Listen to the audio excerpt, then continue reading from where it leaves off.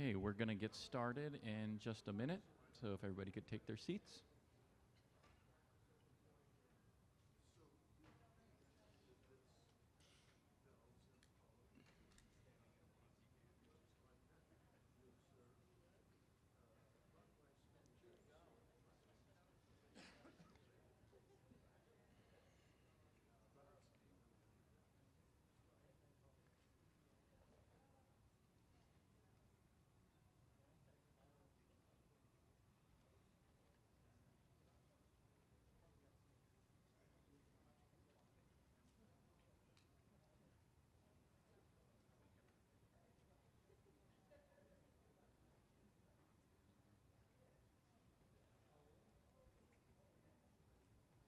All right, we'll give people one more minute to trickle in and get settled, and then we'll get going.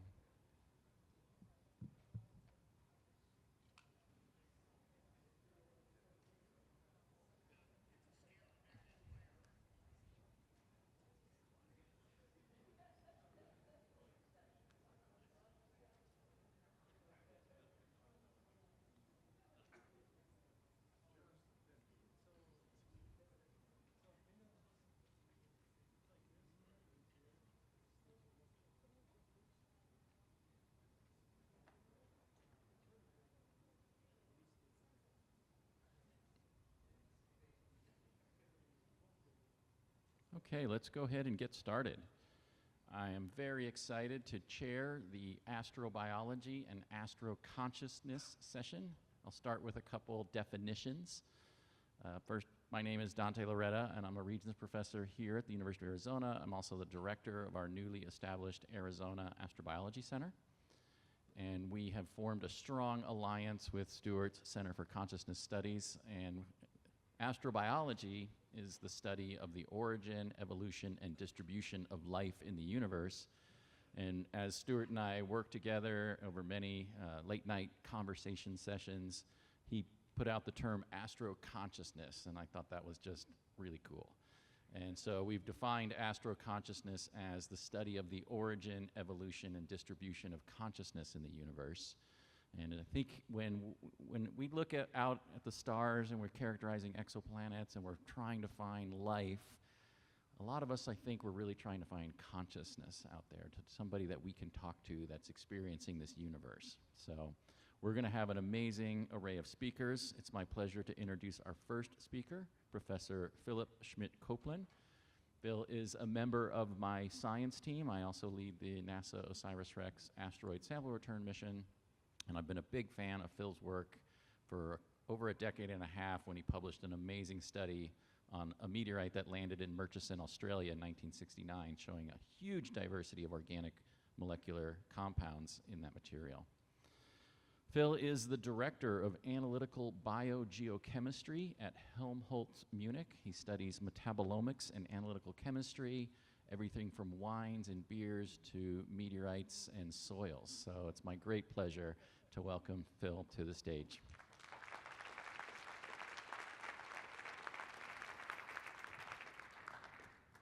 Ladies and gentlemen, thank you, Dante, for this very nice introduction. And good afternoon, everybody. So actually, I will bring you in 40 minutes, 35 minutes, 30 minutes in my world, which is rather experimental astrochemistry. So, which is needed actually to look at the early stages of molecular evolution, which then leads to emergence of life. So that's where I work with different working groups in Germany and internationally. And the needs we have in this field is actually to understand the chemistry of life first. What are the molecules which deal in life? What is post-life? Decay processes, what's happening with the organic in the environment? And then pre-life, and that's the meteoritic work and the work on the return missions we participate. So actually, we always deal with a complex mixture. And that's the thing I want to bring in your consciences, is that the world around you in terms of chemistry is not only amino acids and fatty acids and glucose, it's 1,000, 10,000, 100,000 of molecules which are in interactions, which are actually building these complex mixtures, which has its importance as well in the global evolution of a chemical system. And that's why life is a nutshell, and I will show you that in the perspective of an analytical chemist, looking at small molecules, and we will decompose, deconstruct together, organize, classify, trying to reconstruct the objects. That's the way we go. This is a quite nice artwork. There is a little book on that from Ursus Verli. It's a Swiss artist. So I'm Philippe Schmidt-KOPPLIN, actually, and I will show you complex chemical mixtures, so molecular complexity in biogeosystem and extraterrestrial materials. My groups behind are at the TUM. I'm associated there in food chemistry, and I'm leading an institute at the Helmholtz Munich, which is more medical, analytical oriented on body fluids related to health issues. What are complex mixtures? Molecular complexity, biogeosystems, extraterrestrial materials. We'll go in these different terms to define them. But what is complexity? Did you think about that? We heard this wording the last days, but what is complexity? I mean, everybody may have his own opinion on that. This may be complex, right? I don't understand anything of what's written here. And how comes? Actually, history showed that the Rosetta Stone gave us solutions to translate these hieroglyphs actually in ancient Greek. And we had a key. And from the point this key was existing, this complexity was reduced. So actually information is bringing knowledge and is bringing this key which enables us actually as a tool to, in awareness and consciousness, to look and reduce this complexity. What is complexity when you look in the literature? That was actually coming from a talk I had in a Faraday discussion in UK 2019, and it's a paper you can download, I can send you at the end. And I looked in the internet and 120,000 abstracts with the word complexity, with patients, model studies, human risk, cancer, gene, proteins. That's the topics that were covered. And actually, when I have my courses on high-resolution technologies, I ask my students, what is complexity? And by looking at this, I will find human brain. That's something that interests people here today. Climate, thinking, health, religion, art. So actually, objects, emotions, abstractions, which are in different scaling and sizes and time and space. And that's actually what we deal all together with this term complexity. Some friend said, Regis, my wine colleague, complexity is what we see when we open the eyes. Complexity is beauty. Okay, it's a way to see. Another colleague, Nancy Hinman, from Missoula, complexity is the nexus between parts and process. If the parts are divided, then the process won't occur. Very essential.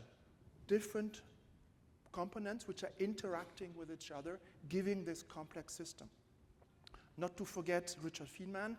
I'll leave you with the text on complexity of beauty, bringing art and science together with the story of the flower of his friend. So definitely, complexity involves different interactions of the object in a linear, non-linear way, in equilibria or non-equilibria, goes to diverse dispersity or chaos, even random, and having the network approach of that in the relation of these different elements comes to a complexity we try to understand with our knowledge and consciousness. And this is giving creativity and emergence, actually, and that's given by Ferreira as well. A complex system is characterized by emergent behavior resulting from the interactions among parts. Well, actually, we are full in the topics you covered in the last days, and I feel full confident with this, telling you all that today. But I'm an analytical chemist, so how will I go and analyze a chemical system, which is complex? Well, also the American Chemical Society speak about that.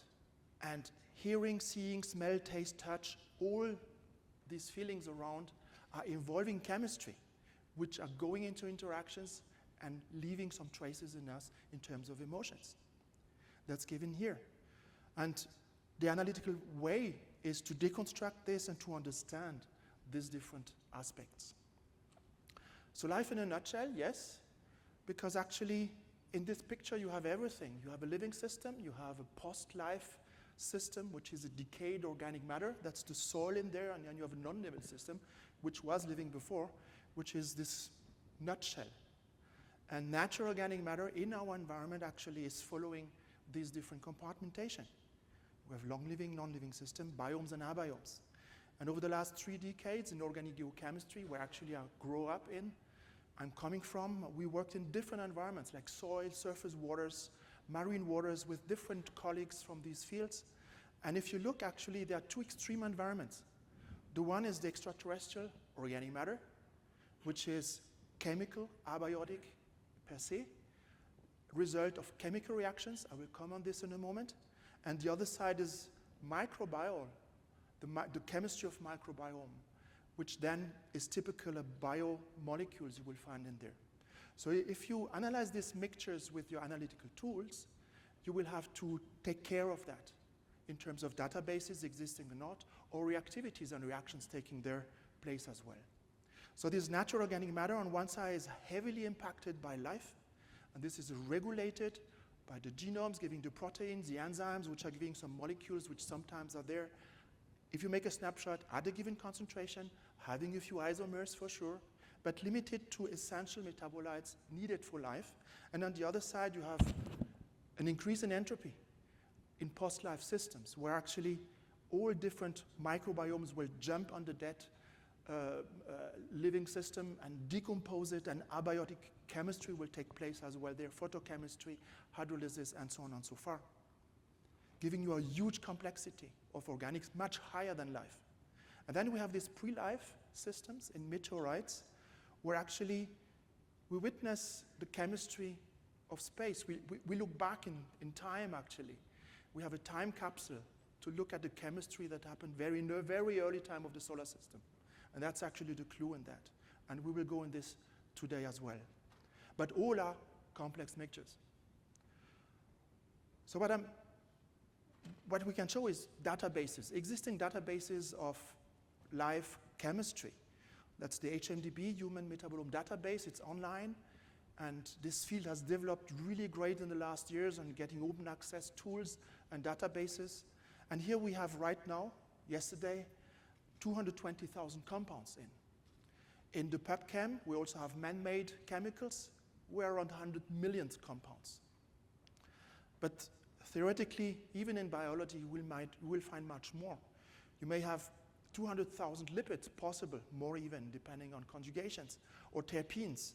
Means you have a number of isomers which is really high, also in living systems, and showing multiplicity on the compositional space, if you observe only the elemental compositions of these molecules. And it's just blowing mind. If you calculate the number of isomers you can generate as a structure, chemical structure, which is valid, by taking an elemental composition. And you go really in 10 up values which are not imaginable. And that's actually the point. It's highly diverse, complex. We try to understand it. What are the tools we can use for that? We have separation sciences, spectroscopy, spectrometry. We saw a few of these technologies as well these days. With separation sciences, we separate the molecules physically to then detect them and analyze them in the fractions obtained. It's a time scale separation. Multidimensional, where actually we reach an image depending on the need of the project. Yeah, you may need to go deep and define more and characterize more the mixture in separation, or a thin layer chromatography will be enough. Then we have mass spectrometry, similarly, with different resolutions, and FTI-CRMS is the one I will present you today. Or you have spectroscopy methods as well in different dimensions, which then can be combined all together to reach, actually, ideally, an analytical tool which describes you the system. And this is adapted to the project, necessarily. You don't describe all the molecules in. That's the technologies. Many papers behind, send me an email, I'm glad to send it to you. So what we do, we make an inventory, we count, we order, we combine, we try hypotheses, and then the idea is to reconstruct all that. And you see already the difficulties of the puzzle we deal with. Having an incomplete puzzle at the end, because each technology is just giving you a glance and a view of the whole system. Oops. Something happened, yeah. And in biology, the way how to do that is called metabolomics, where we look at mostly all small molecules in a system as good as possible the technology is bringing us.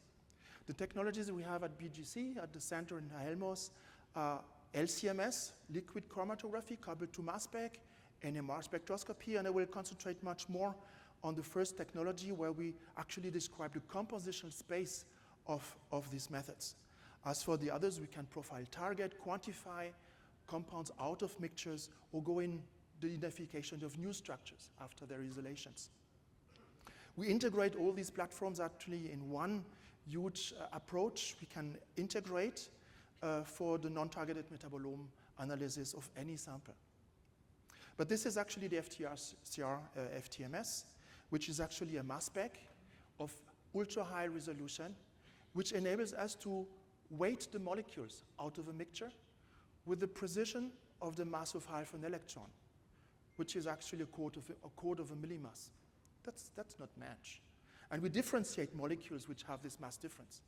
Means we really have a possibility after calibration to have exact masses from which we'll be able to derive an exact elemental composition. And with a little tricks, we are quite sure that this element composition is the right one. We also have a fine structure information, means all the isotopologues and stable isotopes of these different elements we need to combine this exact mass actually are also covered in the spectra. Means we have 10,000 of signals we have to process to reduce this to the compositional space, so to the abundance of the different elemental compositions of molecules with different elemental compositions. That's just an example I give you. So we reach here the mass range between 200 and 2,000, and this is an extract of a surface water. Down here it's as well an organic extract. We look liquids. This is whiskey. And now we will just zoom in this spectra and go to one nominal mass, where in one nominal mass we already have so many signals, which we're able to assign to elemental compositions. And that's the trick behind seeing different series. You also see here given regularity, which is given by the fact that the atoms, each atom has a given mass. And in combining formulas, you only have a quantum way of possible formula in a given mass range. It's not a continuum, it's a quantum space. And also by looking at this different element composition, you can calculate, like shown before, the number of isomers. And in one nominal mass, let's show here the mass 178, you have a distribution, which is simply due to the fact that the number of isomers on the left and the right side are lower than in the middle, with the composition you have in the middle. So everything is ruled by this chemistry and probability. And that's actually this distribution we see in geosystems, like surface organic matter, which is highly processed material. From biology, however, we have single intensity peaks which are just going around the spectra, which are reflecting actually an enzymatic activity in the biological system we look at. So life, from this perspective, is much lower in complexity and diversity than geosamples. And also down right, you see all possible CHO type of molecule with carbon, hydrogen, oxygen possible in this particular mass, showing you this non-continuum actually we have in the composition space. We go in network analysis, look at mass differences, and assign the compositions like that. We can make functional networks, and that's the way how we work to localize in these networks functionalities, for example. If we work with unknown mixtures, such like here, a biomass burning aerosol from Hungary. It was a burning event. We collected the aerosol and measured it. And we can see here sulfur-containing compounds, which are highly linked structurally. That's the way how we process. And we have these type of diagrams. So I will speak about chemistry, but actually I will show you pictures, because this compositional space, these 10,000s of compounds, of elemental compositions, we can reduce them in pictures, which are bearing this information on one side of carbon oxidation state in plotting the OC ratio versus the HC ratio. And the HC ratio of a formula is giving you an information of saturation, of aromaticity, of aliphaticity. And this is the Savannah River surface water from before, this very Gaussian-shaped spectra, which is showing you this type of potato with a wide range of oxidation state and compounds which are half aromatic and quite aliphatic. Only CHO, not much nitrogen in here. The nitrogen color is orange, sulfur compounds would be in green, and in blue you have the CHO. This would be the whiskey. I can tell you a lot about whiskey just by looking at the picture. because we have sugars on the upper left side. Middle in, we have phenols, which are covering most of the range. And on the upper left, we have long-chain aliphatics, which are more or less carboxylated or hydroxylated.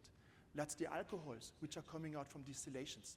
The phenols coming from the barrel where the alcohol was actually maturating. We have databases. I told you about these 220,000 compounds, which are now in databases.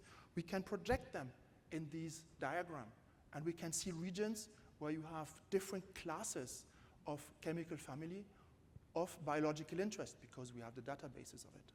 And that's the truth. Databases are essential for living profiling of the chemistry in metabolomics.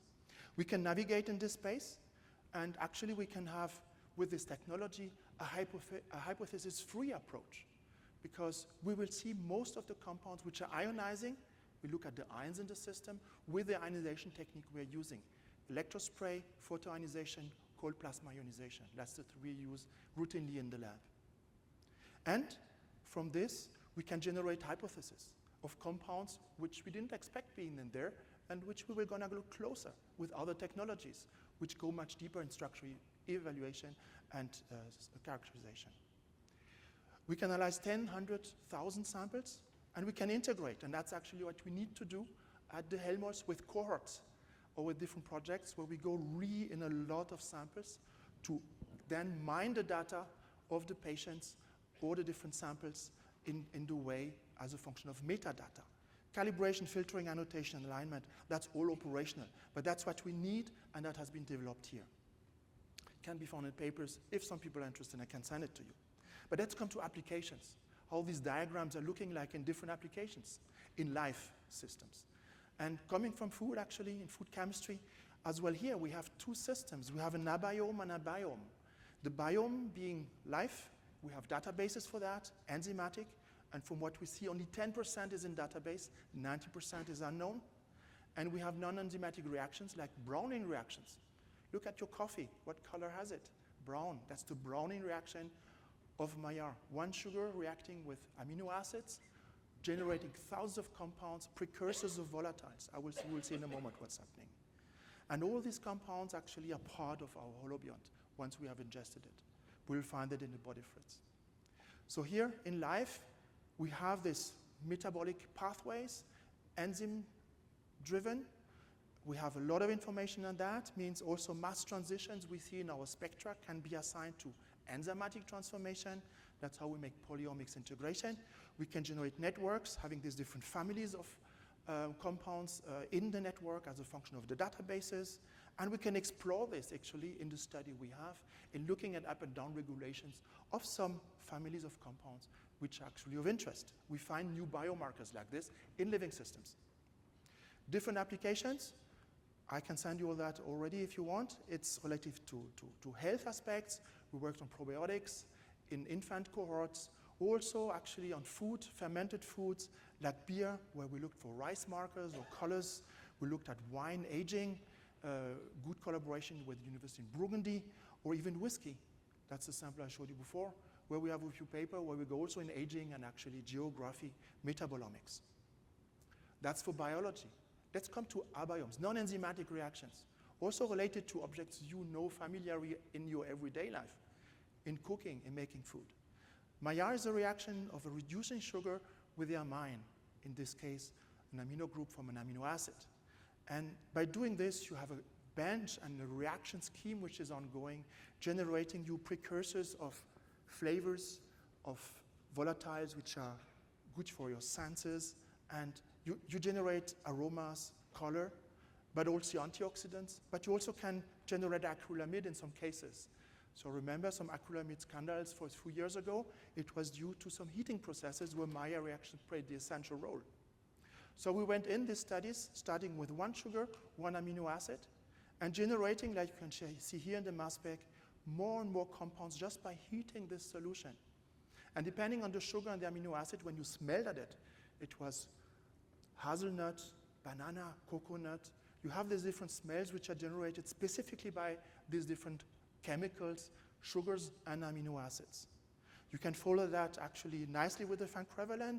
You can use existing knowledge of reactions and generate networks of reactions, reaction networks, molecular networks, into proliferation of the chemistry which is taking place.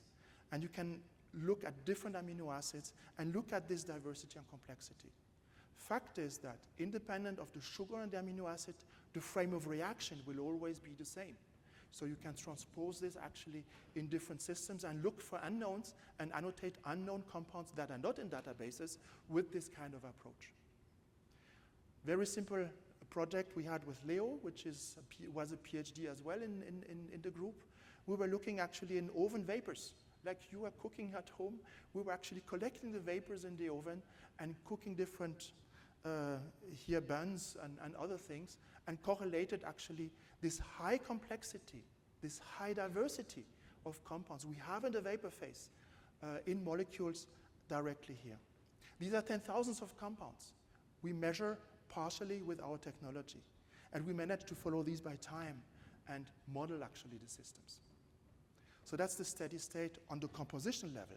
But with LCMS, with other technology, more precisely, we can separate these isomers and we can identify them. And we have a database out there, which is now accessible, looking at these glycations.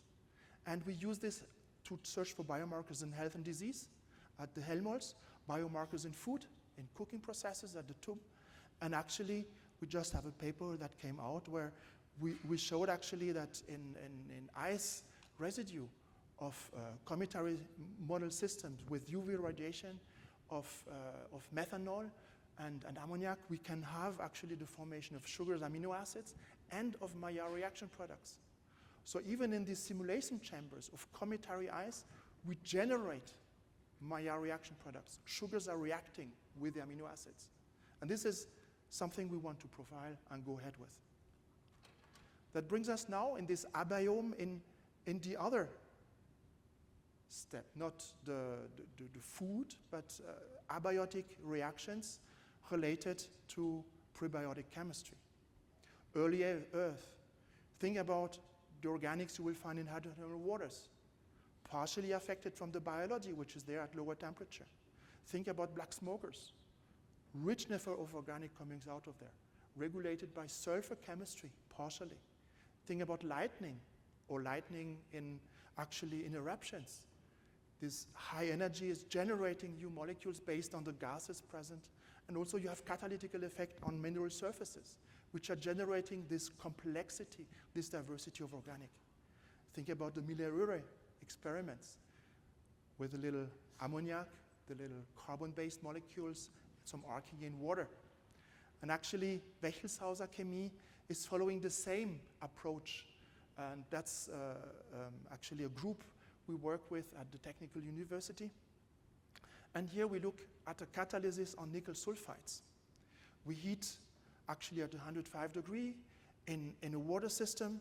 We have CO inside, acetylene inside, and this alone is sufficient to generate a high diversity. And the papers of the group of Claudia Huber and Wolfgang Eisenreich showed early metabolism possibilities based on this simple chemical reaction which is taking place out of a diversity which I will describe in a moment. And this is a work which was done with Phil Diederich, who was PhD 4 years in my group, and the series of papers come out. And here we look at addition patterns of C2 addition patterns, which are typical for life actually, which we found in these acetylene nickel sulfide-based mixtures. Here you see how by time, actually the chemical space is filling. You get more and more molecules, sulfur molecules and non-sulfurized molecules. We can follow this by time with mathematics and can tell a lot about it. I will not tell about it today. Feel free to connect me for that. But we can follow time-dependently actually this Reppe chemistry, Wechselshauser chemistry. And actually the interesting thing here is that we trace acetaldehyde, which is a key molecule going in different reactions, like Strecker reaction, also leading to amino acid if ammoniac is present or HCN is present. And we generate then from this part molecules, biomolecules, molecules which are elements of life. One very interesting issue, because you have this catalysis on nickel sulfide, is the description of this nickel bis thioethylene which actually is partially soluble, partially non-soluble, bearing nickel as a central core, and having actually the catalytic potential to generate acetaldehyde based on acetylene and ammoniac in the system, giving you this chemical diversity, amino acids, and some biomolecules. And this is very close to, we consider it as a proto-enzyme, very close to enzymes which we find in microorganisms, which are in sediments, marine sediments, which are then also using acetylene to produce the same chemistry. And that's a parallel, actually, of a proto-enzyme with enzymes which are used by bacteria as an heritage in time. Furthermore, the same reaction products, these mixtures, generate fatty acids. And these fatty acids, we showed recently, are able to form vesicle-like structures. And that brings you actually in this system, which is already showing a vesicle where you have reactions ongoing which are close to early metabolism. So that's early steps of life, conceptually, but experimentally, partially oriented and proved. Knowing this and knowing about these abiotic processes that generate this high diversity, much more diverse than the chemistry we measure on life, and I measured many samples in life. When I measured the first meteorite sample, Dante said it with Murchison, I was afraid to see so much signals coming out, because we had also projects on heavy oils, and these were, yes, almost so complex than the meteoritic extract. I will jump now on Ryugu, Bennu, return missions, and actually meteorites. And similarly, than with the samples I showed you before, we're gonna, classify, count, order in the first stage, to then compare different objects and squeeze out information of processes. That's how we do. And we choose these meteorites at the very beginning because these were actually purely chemical based reactions from the start in the hypothesis. What samples do we deal with? We deal with meteorites, different ordinary chondrites or chondrites, carbonaceo chondrite. We have prebiotic chemistry models like I showed you before, or the ice, UV ice radiations with a group in Marseille. Greg Danger is participating to that and is generating this ice since many years. Observations, we look also with people in Garching, looking with the James Webb in the exoplanets, in the atmosphere, and we try to we discuss on that. And samples are available as well from different return missions, such as the moon return missions, and meteorite of planetary issue. And for sure, the sample available are the Hayabusa and the Bennu mission, which brought us really pristine sample. We take care of them to use just the minimum needed, but take maximum out of it and keep enough for the next generation. These materials have seen different histories and are integrating these histories in aqueous alteration. Think about the hydrothermalism I was just showing you before, which you may know from Earth. You have been in Yellowstone, or you certainly have been at such event. It's smelling sulfur, it's vibrating. That's actually what these stones also have seen. And thermal metamorphism is the other impact factor which is impacting the quality of the organic of these materials. And we have meteorites which have fresh systems, which are falling down sometimes, which are generating some problems, like in the roof here in Zoltmani, or you can find them in the desert, ice deserts, or hot deserts, with some alteration problem, terrestrial alteration. And this is a picture where we found the one in Stumberg. It was the 11th Bavarian meteorite. So I was part of the team who found actually the meteorite that time. On Saturday, on Monday, I analyzed it. So I have very fresh samples to go ahead with. That was exceptional. These meteorites have different carbon contents, up to a few %, depending on the classes. And the classes also depending, are done from the mineralogy mainly, and from the petrology, and are evoking also the aqueous alteration and the thermal metamorphism. And that's the world behind in classifying these meteorites, and we have access to these materials in the collections. There is a way of target analysis, which is the classical way to go. And that's the goal of my colleagues at Goddard, who are actually working on target analysis of meteorites and of the Bennu return mission and of Ryugu as well. So they're looking at amino acids, hydroxy acid, keto acids, different aldehydes, amines, very specific chemical families. They go in quantification. And I'm just profiling the chemistry as you saw it before. And I'm complementing actually the chemistry they are discovering in the higher molecular weight. That's a nice star. And that's the way to go. Targeted and non-targeted analysis of the systems and complementing this. That's actually the power of the approach. Again, using the FTICR, making some extraction, looking at different solvent extracts, that was the Murchison that time, and having in one nominal mass here diversity, which is up to 180 signal, which are over 100 elemental composition, just in one nominal mass. And that was the paper that time of the fall in Australia. Fullness, annotation of elemental compositions, generation of this Van Crevelen, you know them, you remember the whiskey, and depending on the position of the points, you have an aromaticity, aliphaticity, and you have a nice, actually, profile, which is very regular, because all the compositional space is covered in a big part of that area. It means every possible elemental composition has been synthesized and is present. So saturation, oxidation degree, and so on and so forth. We can go in comparing different meteorites just visually and can tell a lot about it. I won't do this now.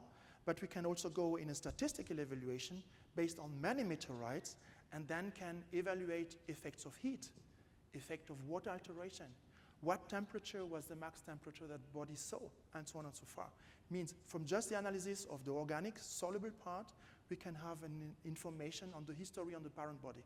And that's actually the clue why I felt like this guy here, having access to this bloody sample, really great. And that was the Hayabusa sample first. We analyzed, some papers came out, and just coming back sample from Bennu within the OREX mission. And here I leave Dante speak much more about this tomorrow. And concentrating on Ryugu sample was taken on site, a few grams only came back, and were organized and distributed to the scientists. And yes, in Goddard target analysis, they found amino acids, many. They found acids, small acids. They found amines. pHs were seen, nitrogen-containing compounds. Molecules as the basis of life were analyzed and quantified. I went into profiling, made these networks, structural networks. I passed rapidly and was able to compare actually. Here's with the results from Bennu and Ryugu and Murchison. And you see this fullness of chemistry, with a chemistry very specific in Ryugu on sulfur, very specific in Bennu on nitrogen as compared to Murchison. And again, I can position these two samples into the frame of what I did with meteorites and tell that they were actually affected by the coal hydrothermalism.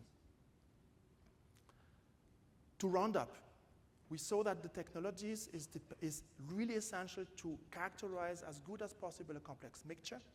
Biology is very simple. It's not simple. I say simple, but it's not simple.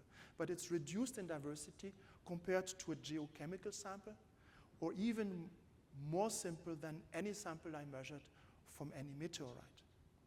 And that's actually essential.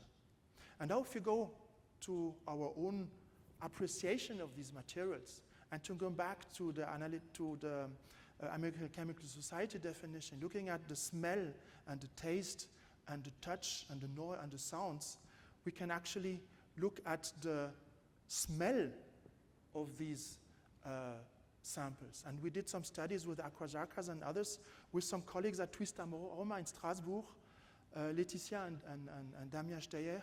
And we looked actually what is it smelling. And for this we used GC, olfacto GC. And we had single compounds coming out there which are smelling chocolate, sulfur, cheese, floral, barbecue, popcorn. This is how it's smelling. Wouldn't expect that, but that's how it smells. And another appreciation is coming from music. And doing so, actually, I would like you to listen something I put in my first publication in a hidden supplementary 10 of PNAS, where actually I sonificated the nominal mass you were shown before. I want to just to share you that.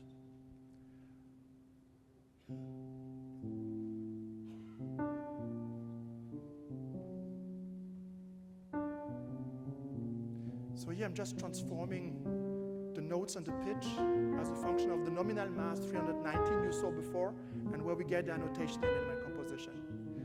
But listen, you have regular patterns, and these regular patterns are actually following up the mass differences we have, which are structural repetitions we have over all the mass range. And that shows you actually this repetition of compounds in this field. I'm at the end of the talk, that's the conclusion. So from biology, we have a dark side, 90%, we don't know what it is, but actually what we can say is that we have a chemical proliferation based on very small elements, small chemicals. We are going in a high diversity on one side. So that's thermodynamically favorable chemical reaction cascades, which are generating hundreds of thousands of compounds. Bennu and Rugu, all of the nerves having this complexity, actually definitely they have. And on the other side, based on this diversity, life has been generated, and we just have a chemical convergence to the elements which are essential for life, for all actually the purpose of life. At this stage, I thank you for your attention. Still smiling, you're not sleeping in, that's good. And just to show also that we have some collaborations ongoing in different origin clusters, and that's actually, again, thank you for the invitation, the possibility to share all these ideas, concepts, and happy to go in a discussion for the next 2 days.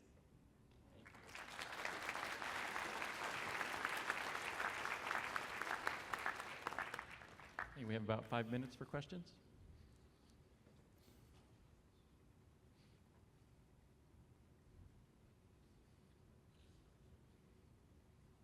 Go ahead. Well, at the risk of asking a silly question, but how much change would these molecules have undergone since they set off as meteorites, heading towards us? Is it all in the origin of them as Yes, an it's very object? pristine, yeah. When such a meteorite falls down, you have a plasma which is created at the surface. But some people report touching the meteorites when they fall down that they were cold. I mean, you have 4 kelvins out there, a few kelvins out there. And that's kept, the plasma is, you have a depletion of the solid, vitrification, but internally it's still cold, definitely. So no it's very change pristine. since the formation, that's really Yeah, the question. and this is what we could show also with the return missions, that you have this closeness. And we can compare the meteorites and the study with the meteorites with the return missions. Yeah, that was one of the results. Thank you for the talk. It was great. As far as the time evolutions, I know there wasn't time to go into those so much, but were those linear progressions or nonlinear, or was there a mix? Linear or non-linearity? I cannot tell anything. That's just a matter of fact. I'm having pictures of my different meteorites that have multiple histories, and that's what I have to accept. If I go in experimental in the lab, I have a linearity in time, yeah, and I'm looking at kinetics and reactivities. That's the only way I can control. But as the whole system, well, I don't know. Cool, thank you. Hello, thank you for your talk.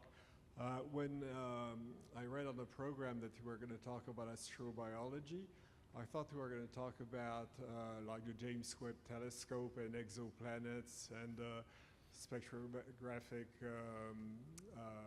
signatures. And so your approach is very different. However, do you think in the years to come, your work might be useful for exoplanet kind of signatures, or will it bring more to your field? I mean, is there some complementarity there? We work with people looking out there and having spectral information on the molecules out there, and actually we seeing them experimentally is also a proof that it's possible and that's feasible. And they may look in atmospheres of exoplanets, for example, and see some bands of compounds they see there. We are doing experiments where we're looking at the volatiles of the meteorites, heating them up and looking at the vapor phase to see also the possibility of having some compounds in this atmospheric. So they are conceptually and experimentally ongoing work which is verifying this hypothesis, yes. Thank So you. sorry I did not show you big, nice pictures from the James Webb. Okay, thank you. Right. Thank you, Phil. Thank you. Let's give our speaker a round of thanks. Okay, our next presenter is Dr. Caleb Scharf. Caleb is the senior scientist for astrobiology at the NASA Ames Research Center in Mountain View, California. His interests involve exoplanets, spectroscopy, looking for life in the universe. Caleb?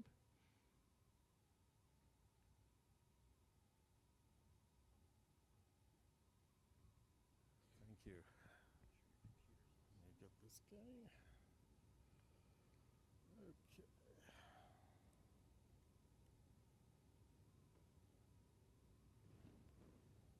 Okay. Are we working? Yes, great. Okay, thank you so much. It's a pleasure to be here. I'm still sort of accommodating or acclimatizing to the fact that I'm at a conference that's about consciousness. It's a little bit outside of my regular day job. I have to say I really loved the last talk, and the burning question I had was whether whiskey could be a biosignature to look for in the universe that not only tells us that there's life, but also tells us that it's intelligent. So we'll talk about that later. I think that's a bar time conversation. So, you know, I was debating how to give you something useful today, and I thought that the most useful thing I could perhaps do is try to give you a very different perspective on the question of consciousness. I love Dante's definition of astroconsciousness. I would have used that if I had really understood that. Instead, I'm going with this title of Detecting Consciousness Across the Cosmos. And I think I'll try to give you some ideas, I'll try to give some provocations, and also give you, as I say, a slightly different perspective. So I realized in thinking about what I'd say today that really the search for life in the universe, which is what I do, which is what astrobiology is explicitly about, really encompasses, I would claim that it encompasses the search for consciousness as well. I'll step through that a little bit in the subsequent slides. And that's interesting because, you know, even within astrobiology, we discuss the fact that we don't really fully understand the phenomenon that we call life. Right? There are many aspects to life, its origins, its overall nature, its trajectory through time that are still a little bit nebulous for us.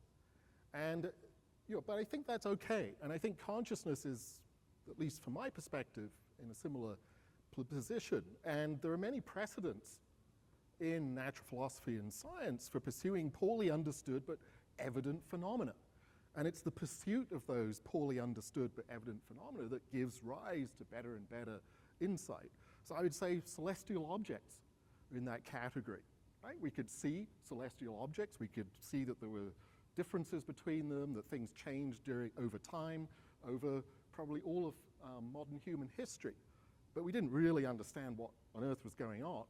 But the pursuit of an understanding led us in some really interesting directions. The same is true with motion and forces, electromagnetism and radiation. All of these things were evident phenomena, but they were a little hard to get a grasp of until we really started to work at it. And I think looking for life in the universe and looking for the possibility of consciousness elsewhere in the universe, not just here on Earth, kind of fits into that category. At least that's my justification. So I say, I don't know what consciousness really is, but I might recognize it when I see it. And what I'll try to show you today is some ideas about how we might do that. What are the things that are recognizable about consciousness? You may wonder, you know, we've heard talks this week about the difficulty of just assessing whether something has consciousness here and now on Earth in front of us that we can poke at, that we can put probes in. How on earth can we ask the same question of what's going on out in the universe? I'll try to show you a little bit of my thinking on that question. And much like astrobiology as a whole and the search for life in the universe as a whole, you know, it raises certain questions that we might never ask otherwise. And those questions are often really interesting and really important. And I think asking how consciousness might be detected across the cosmos is also in that category. It's useful because of the further questions it raises. So for example, what properties of consciousness are relevant for me looking out into the universe and trying to evaluate whether there are other species or other entities that have conscious experience out there? I'll try to, again, give you an example of a really practical way to go at that question. What evolutionary age or stage of a conscious species is really relevant for outward signs of consciousness? What types of consciousness are there? Or is there only one? I think we've heard sort of discussion in the last few days that maybe there are varieties of consciousness that deviate from us as the baseline for consciousness. And like with the search for life itself, in what planetary or cosmic conditions are detectable consciousnesses likely to arise? It's the same kind of question that we constantly ask in astrobiology. In what circumstances is life likely to arise? Is it circumstances where there's prebiotic chemistry that has been generated in a young planetary system and then rains down on the surface of a planet in meteorites, and material from asteroids and so on? So let me plunge in, and just bear with me, because we've got to step through a couple of things here. So I'm going to claim, and I don't think it's too crazy a claim, that human-style consciousness, as we understand it, seems to be correlated with significant free energy and energy density requirements at the level of organisms and at a neural system level. Okay, it takes energy to think, right? We know it takes energy for our neurons to fire and our bodies to support that process. And neural activity takes energy, and I'll talk more about that in detail in a moment. And I'm not claiming absolute causation, but it definitely seems to be a strong correlation, right? So that's interesting. That's something that gives us an entry point to this question of how we might conceivably detect the presence of other conscious organisms or beings out there in the universe. Because it raises the question of, well, if significant free energy is required, what's the minimum? Just how much energy do you need available to, let's say, a biological system to enable it to have thinking processes, to enable it to have this thing we call consciousness, even without really knowing what consciousness really is? Is there a minimum requirement? And that's where we begin to get some clues from actual data. And this is just, I'm presenting this in a very crude and approximate way just to give you a sense of the thought process. But we can get a baseline feel for this by looking at the energy requirements of organisms across all scales here on the Earth. So that's what this graph is. This is from a beautiful paper published by one of my colleagues at NASA, Tori Hola, and his collaborators last year, which collates all the information we have about base metabolic energy use or power requirements as a function of the size of an organism. So size here is gauged by the amount of carbon in an organism. It's what people do who study this kind of thing. So the y-axis is the base metabolic power requirements. The x-axis is essentially the size of organisms. And there's a list of the species, the organisms that are in this plot on the right-hand side.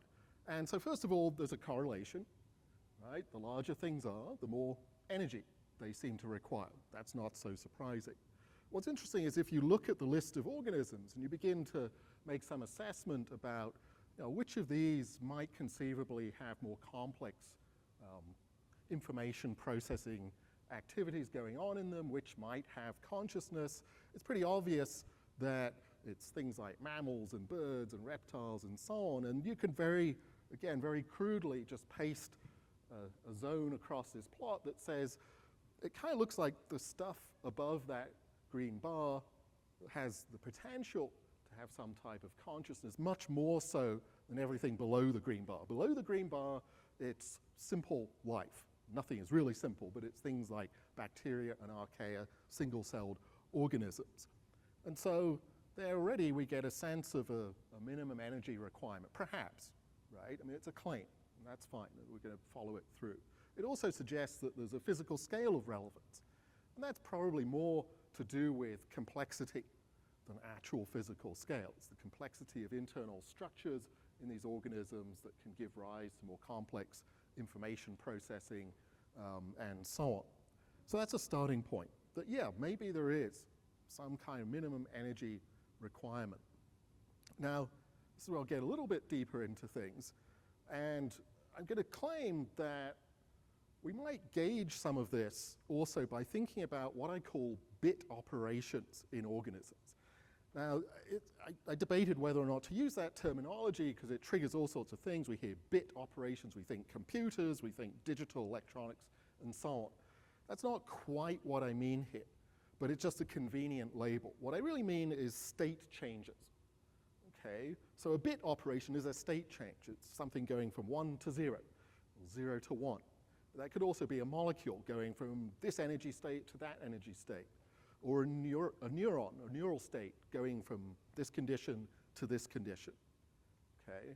It's a state change that is to do with the change of one bit of information. Okay?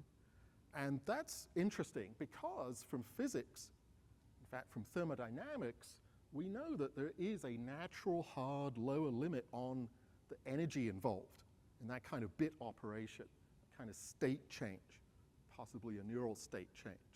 And this is the only equation I have, I promise you. I know it's the afternoon, you've had a nice lunch, you'd really rather be dozing by the pool, it's okay. This equation is quite a famous expression. It's called the von Neumann-Landau limit, often just called the Landau limit. And what it is an expression for the minimum amount of energy required for a so-called irreversible bit operation. So that's like erasing a bit of information. Now, that bit doesn't have to be in a silicon chip. It could be in a molecule. It could be in any form of, it could be instantiated in any form. But it turns out that if you look at actually Boltzmann's expression for entropy, which I have at the bottom of the slide here, which is just an expression in terms of the probability of occupation of different microstates of a system, it turns out that for something like a simple state change, a bit operation, you can actually turn that into this expression that I'm showing, which is just the energy required to, it's either an energy absorbed or it's an energy released during that state change.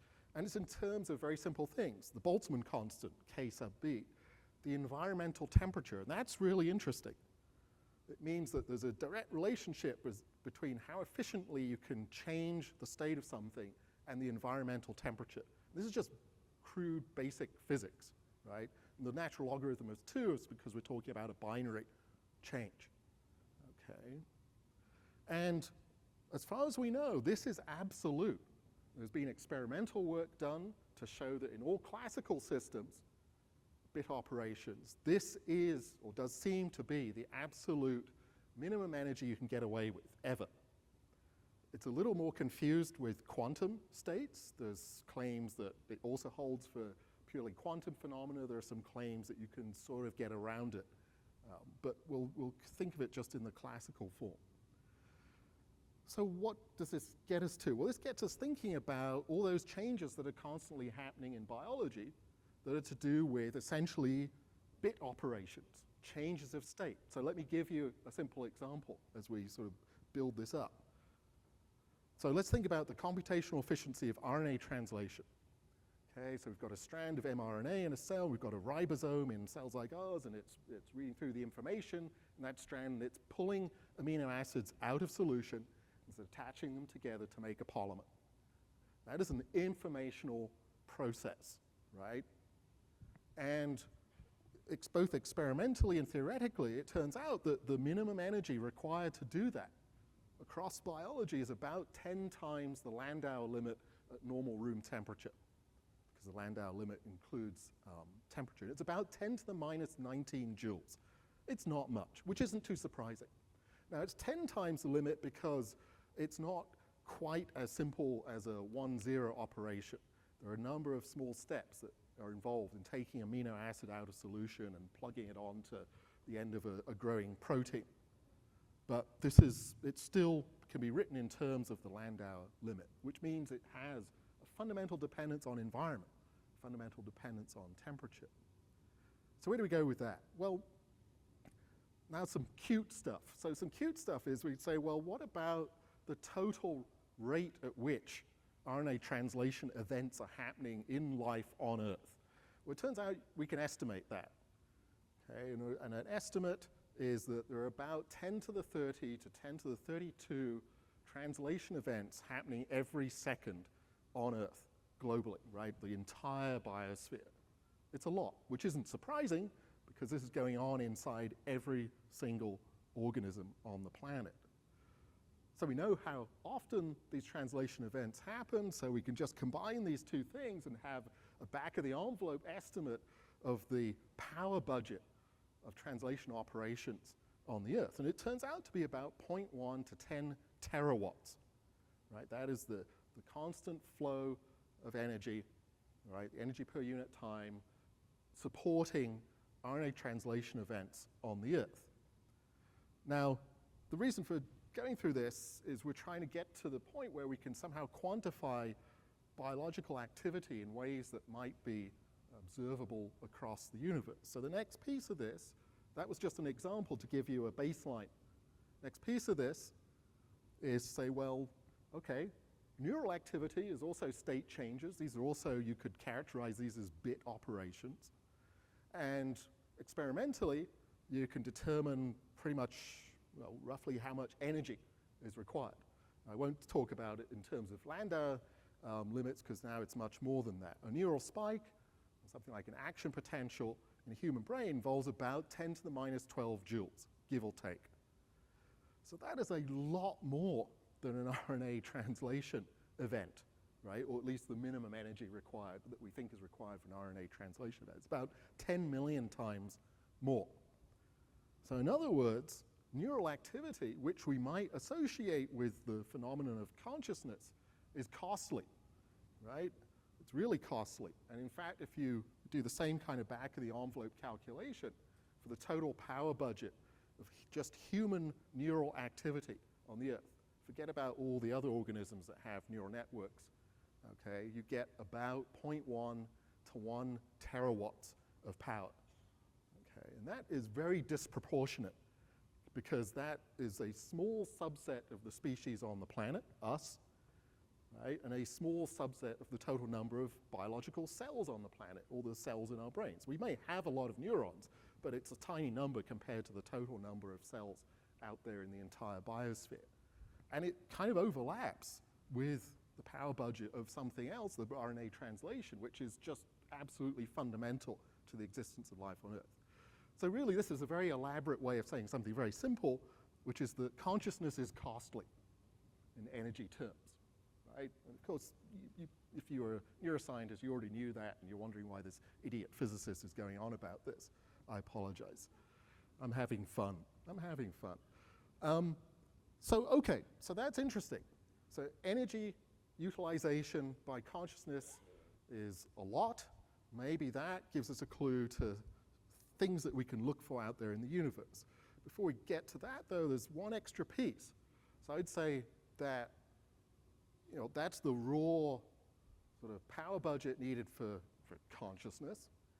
But there are a lot of secondary effects of consciousness on the surrounding universe, at least based on the example that we have here on Earth. And those secondary effects are all the things that we as thinking conscious beings do to the world around us. Right? So we build a technosphere. Sometimes it's called the noosphere, which is a lovely word, but it's not in such common use. Noosphere means the sphere of the mind. Sometimes people talk about the extended mind, all the manipulated environments around us. Susan Schneider, in her wonderful talk yesterday, talked a bit about some of this, and the idea of the global brain and so on. I like this term that I came up with a couple of years ago, I call the dataome, which I think is sort of all-encompassing. And the dataome really means all of the information that we generate and instantiate in the world around us and propagate through time with us, but it's not encoded in our DNA, right? It's not heritable in the way that biological information is, but it follows us through time. And the dataome encompasses everything from cave paintings to cuneiform, to writing, to music, to conventional digital data to things like quantum computing, it's also part of this room. There is information in all the structures in this room. These interesting light fixtures are informational, and they were presumably designed on someone's AutoCAD desktop computer. They are there in digital form as well as in the physical world. And we do a lot of this. And that may be a hallmark of any thinking, conscious organism, that it externalizes information, because it's wonderful, right? You can put all of this information in forms that you don't have to directly support as a living, breathing organism, right? I can write a book and it follows me through life. Other people can write books and centuries later they are following the rest of us through life. It's a great way for a species to up its informational capacity, up its capacity to deal with the world and to survive. But it too is costly, just like biological consciousness. So for example, the humans plus our dataome, the entirety of our informational world, is not only large, but it's constantly growing. In fact, we generate more than 2.5 quintillion bytes a day. That's about 20 quintillion bits, if you prefer bits over bytes, although I don't know why you would. And that rate is just accelerating. So much so that by about 2040, given the current trajectory, our computing and storage needs will exceed today's global energy production, which is around a production rate, which is around 20 terawatts. Now this is even if you allow for efficiencies that are developed and new technology that comes along that makes computing much more efficient or data storage much more efficient. No matter how you cut it, unless there's some absolutely radical breakthrough, what happens is we come up with a more efficient chip. We go, we're going to save all this power, but we don't, because OpenAI comes along and says, we'll take 10,000 of your best chips to build GPT, and that will take as much power as a city, right? So we're always finding ways to fill in the capacity, and that means that in less than a couple of decades, our dataome and us may be consuming or utilizing at least 20% of the total biospheric power budget on the planet. Now, there's still plenty of spare power, spare energy from sunlight and so on, but in proportion to the biosphere, it's an ever-increasing amount. Not only that, but the actual physical mass of the technosphere and the noosphere is already at least at parity with the biosphere. Some people suggest that it's greater. So to put that in some sort of manageable terms, if you took the technosphere, so this is everything, it's all the structures in this room, it's the cars, it's the roads, it's the buildings, it's the refined metals, it's all that stuff, and smeared it out across the surface of the Earth, there would be roughly 50 kilograms of technosphere per square meter, which is astonishing. Right? So we are imprinting ourselves in this world. So this gets us finally to a way we might try to look for other conscious beings, species out there in the universe. And it's a slightly further extrapolation of this idea. And I have to use this term because I really love it. It's called the ecumenopolis. This was actually invented by a Greek town planner in the 1960s who felt that everything was becoming urbanized. And at some point, we'd end up paving over the entire planet. And that is the ecumenopolis, right? It's a fully urbanized planet. It's where the technosphere covers every corner of the globe. We're not quite there yet, but we're definitely somewhat en route to that. Now, what's interesting about that extrapolation is when you get to that scale, the amount of energy involved, even if you're very efficient in utilizing information and building your structures and building your machines and so on, the amount of energy conversion that is required to maintain something like an ecumenopolis is so large that given innate inefficiencies, essentially the second law of thermodynamics, there will always be inefficiencies when you transduct energy from one form to another, that a world like this will end up glowing with, in sort of parochial terms, waste heat. What it really is higher entropy photon emission from the conversion of energy from one form to another. Right? You always lose out. You can never quite, you can maybe break even, but you can't win over entropy.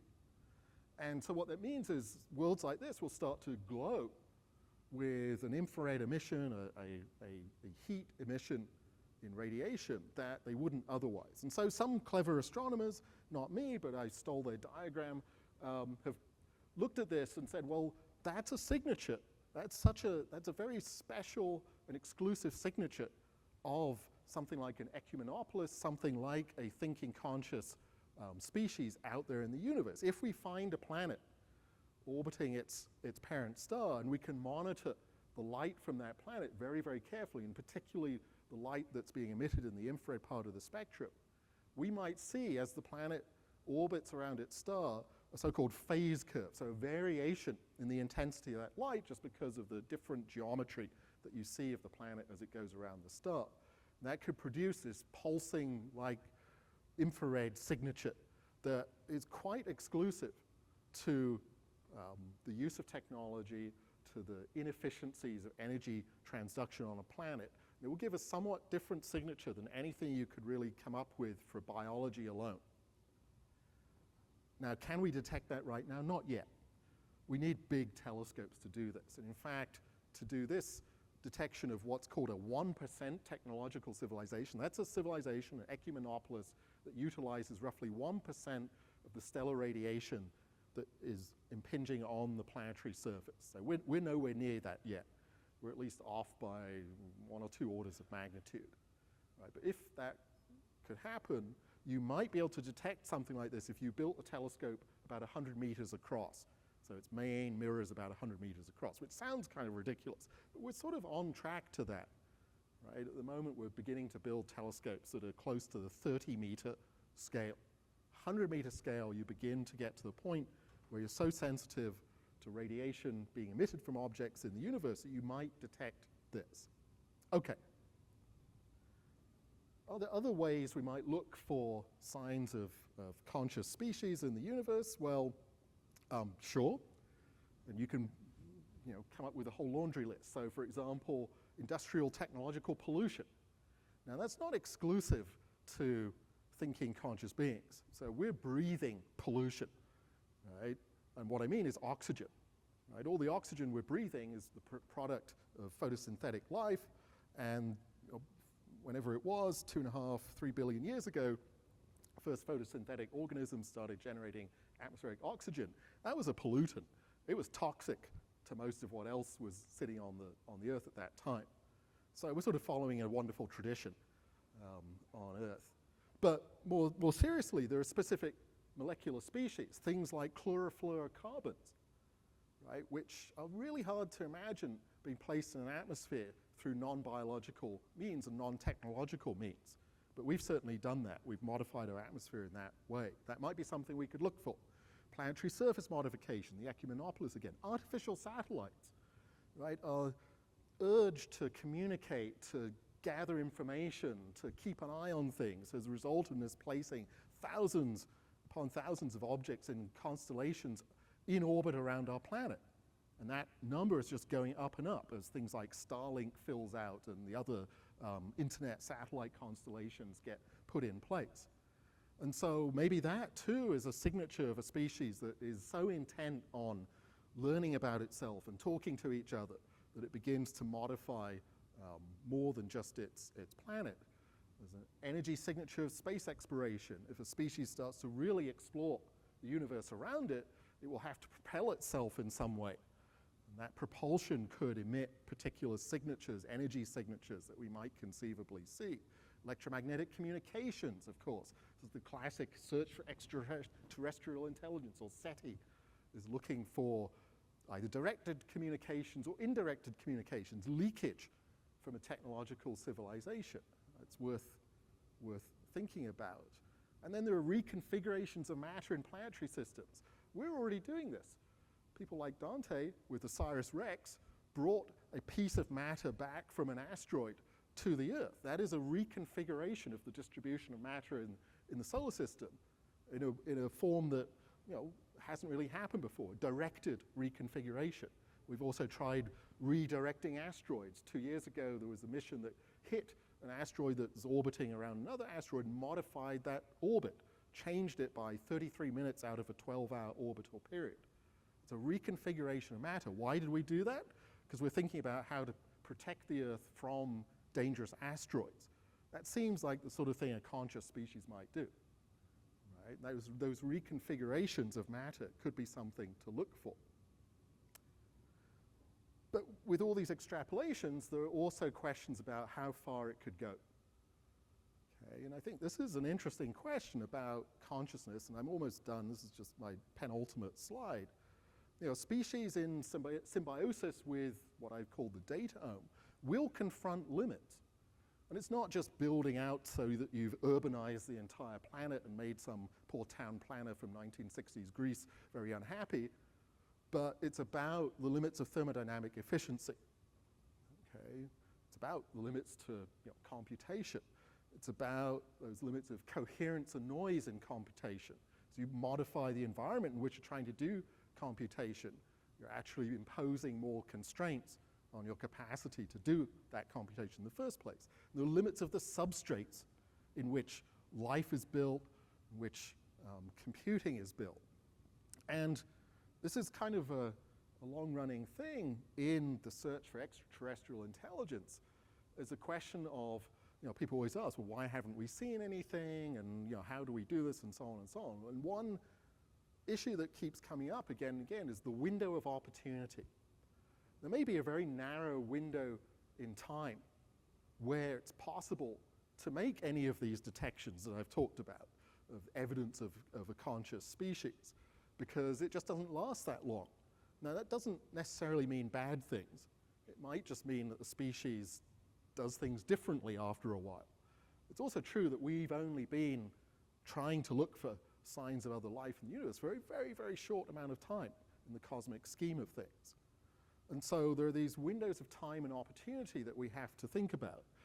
An interesting side note to this, and this is something that some colleagues and I looked at a couple of years ago, is that if you perform a full Bayesian probabilistic analysis of what's the most likely thing to happen in terms of either detecting or contacting another technologically sophisticated species out there, the Bayesian analysis tells you that more than anything, you are likely to find evidence of a species that is much older than you. This is to do with this window of opportunity in time. So that's kind of interesting. Let me get to my last slide here, which is just some provocations, because why not? This feels like the sort of conference where provocation is good, right? Which is wonderful, and I've enjoyed it a lot. So let me, I don't mean to be depressing here, but does consciousness get subsumed by dataomes or otherwise demoted? And this actually is entirely similar to what Susan Schneider was talking about in her keynote yesterday, the idea of the global brain and what does our consciousness look like in even the near future? Does it change in its nature? Is it subsumed into something else? Maybe consciousness is just a passing evolutionary trait. We don't really know that it's a positive yet, really and truly. It feels like a positive because, of course, we're conscious, so we feel it's positive. Right? But is it just a passing evolutionary trait? This is something, by looking out into the cosmos, we might be able to begin to put constraints on. Is consciousness just a useful sub-process? That it's really not a true motive force for life? That motive force is something much deeper and more universal to do with informational thermodynamic imperatives. The imperatives to dissipate energy and for entropy to grow in the universe. Those may be much more powerful in the end, and things like consciousness just may be small catalytic moments that move everything further along in that direction. And then finally, this is definitely a provocative statement, well maybe, to me it is, maybe for some of you in this audience it's not so provocative. Is consciousness actually an impediment for a species that wants to try to understand the functioning of the natural world? Right? For a long time, people have talked about the nature of subjectivity in science, right? And Western science has certainly worked really hard to make science objective. It's taken us out as the subject. And maybe that's what consciousness does. It obscures things. It makes it really hard to decode the physical laws. And in that case, that could be part of the reason why other conscious species only exist for a certain amount of time, because they come up against a barrier, right? And their own consciousness is the thing that's preventing them from really decoding the deeper fundamental workings of the physical universe. So on that very depressing note, I'll stop. Thank you so much.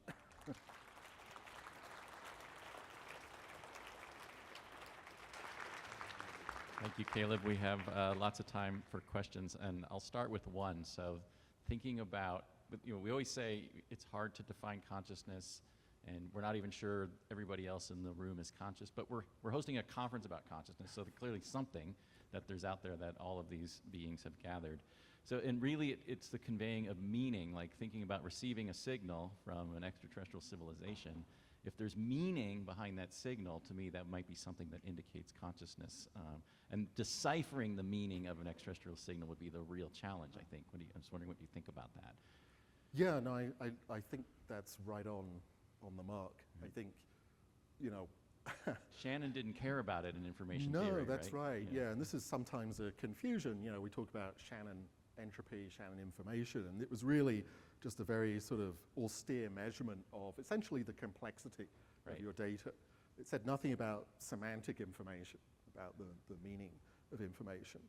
Yeah, no, I think absolutely. I think, I've forgotten, someone once told me, I think it was Edward Snowden, of all people, made this comment about how we would never truly distinguish intelligent transmissions from anything else in the universe, because they would have come up with a scheme of data compression and encryption that was so good it was identical to random noise. Right. Yeah, thanks. And which is kind of an interesting way to think about it. So, but that would mean they already had an intention for that information.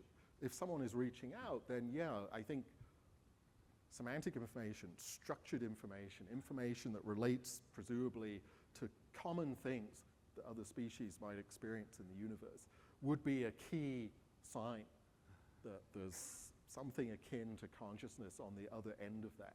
And actually, I think information, semantic information, if we lived, maybe we do live in a sort of Star Trek universe, right, with lots of other species out there. Semantic information about physics, about chemistry, about biology, about interesting things would be the currency. Because the distances between us and anything else in the universe are so enormous that, barring the possibility that consciousness is preventing us from developing warp drive, right, the only thing that we're going to ever do, and other species as well, is really communicate. And what's the motivation? Well, maybe you'll learn something. And that's why, sorry, this is a very long-winded answer to a perfectly good question. Thanks. Let's go to Daniel. Yeah. Professor Scharf, thank you very much for your presentation and being at the conference. I'm Daniel Lappin with Intergenesis Designs, and I'm a member of NASA's Astrobiology Science Communication Guild, and also a participant in NASA's workshop, Communicating Discoveries in Search for the Life of the Universe, which I saw you on recently. And so your popular science rating expresses, articulate science and imagination and quite an impressive poetic flair as well.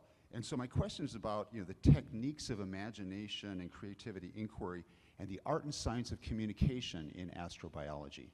Okay, so you wrote in the New York Times a number of years ago about the revolution happening because of the discovery of exoplanets, and there's other revolutions happening, such as the presentation by Donald Hoffman talking about the change from our expression of quantum physics from equations of thousands of symbols long into simple geometric structures, as well microtubules and anatomy and physiology. And what that brings to me is, are we also at a revolution in our understanding of science concepts, going from cognitive expression to more whole body, whole systems, anatomy and physiology of being on the planet? And so the question is, astrobiology in part is a search for life in the universe, but also what it means to be sustainable on the planet.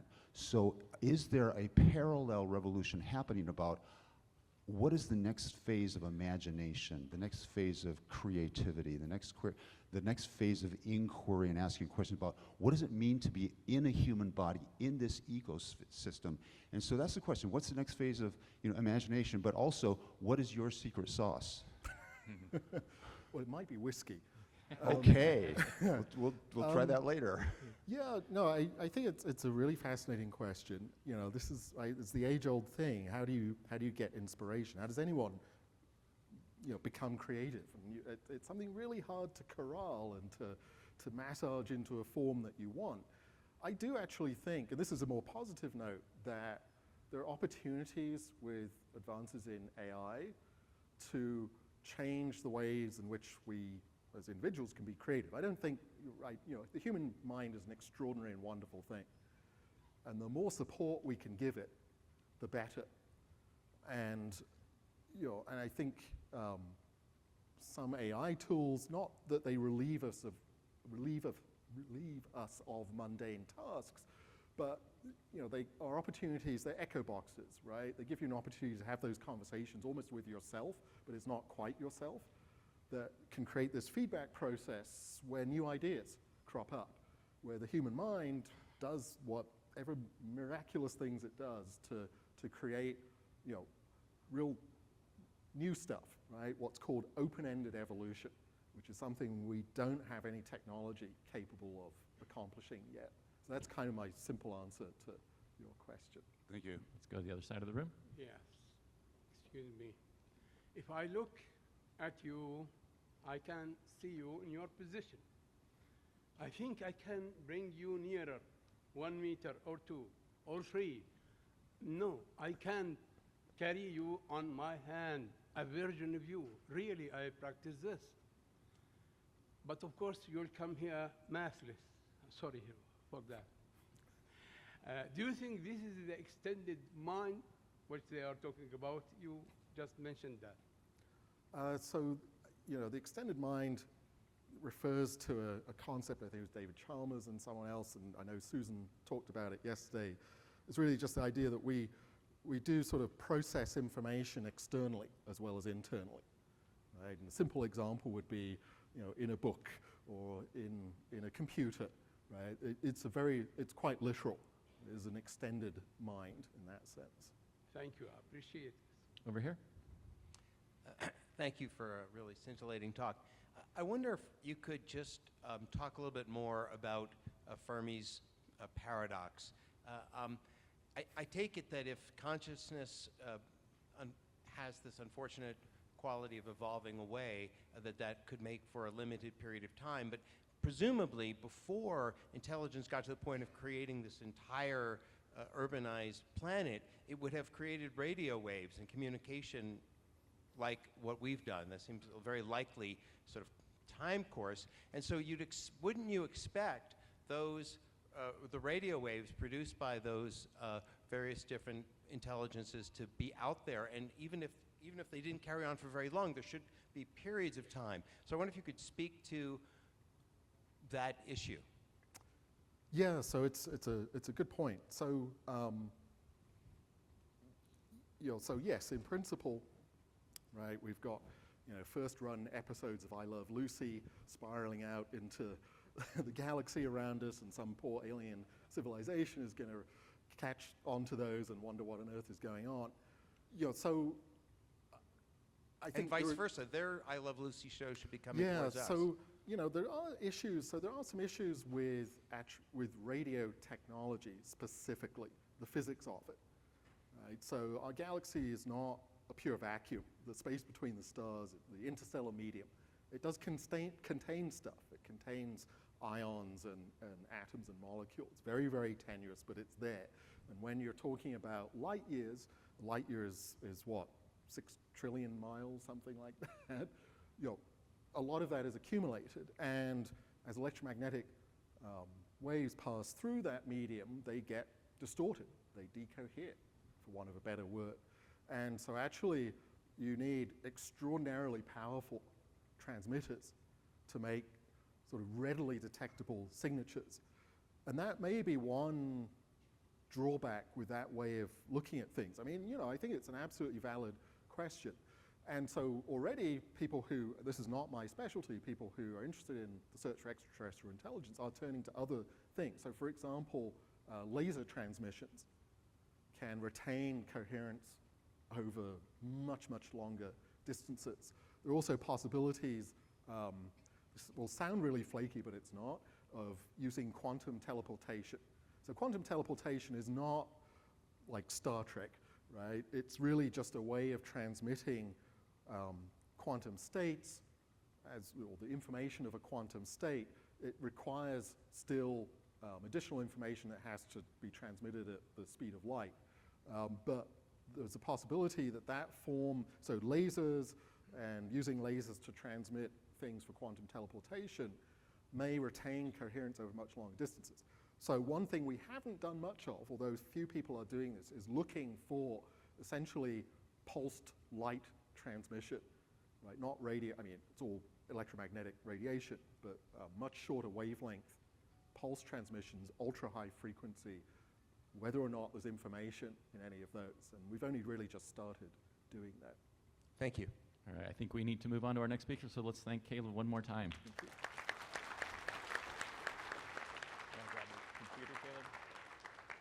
All right, our final speaker in the astrobiology and astroconsciousness session is someone I think we all know, my very good friend, Dr. Stuart HAMEROFF, just retired after 50 years in the 49 years in the operating room, saving lives. Many, many people owe him, and not only that, but founding this conference, really pushing consciousness science into legitimacy.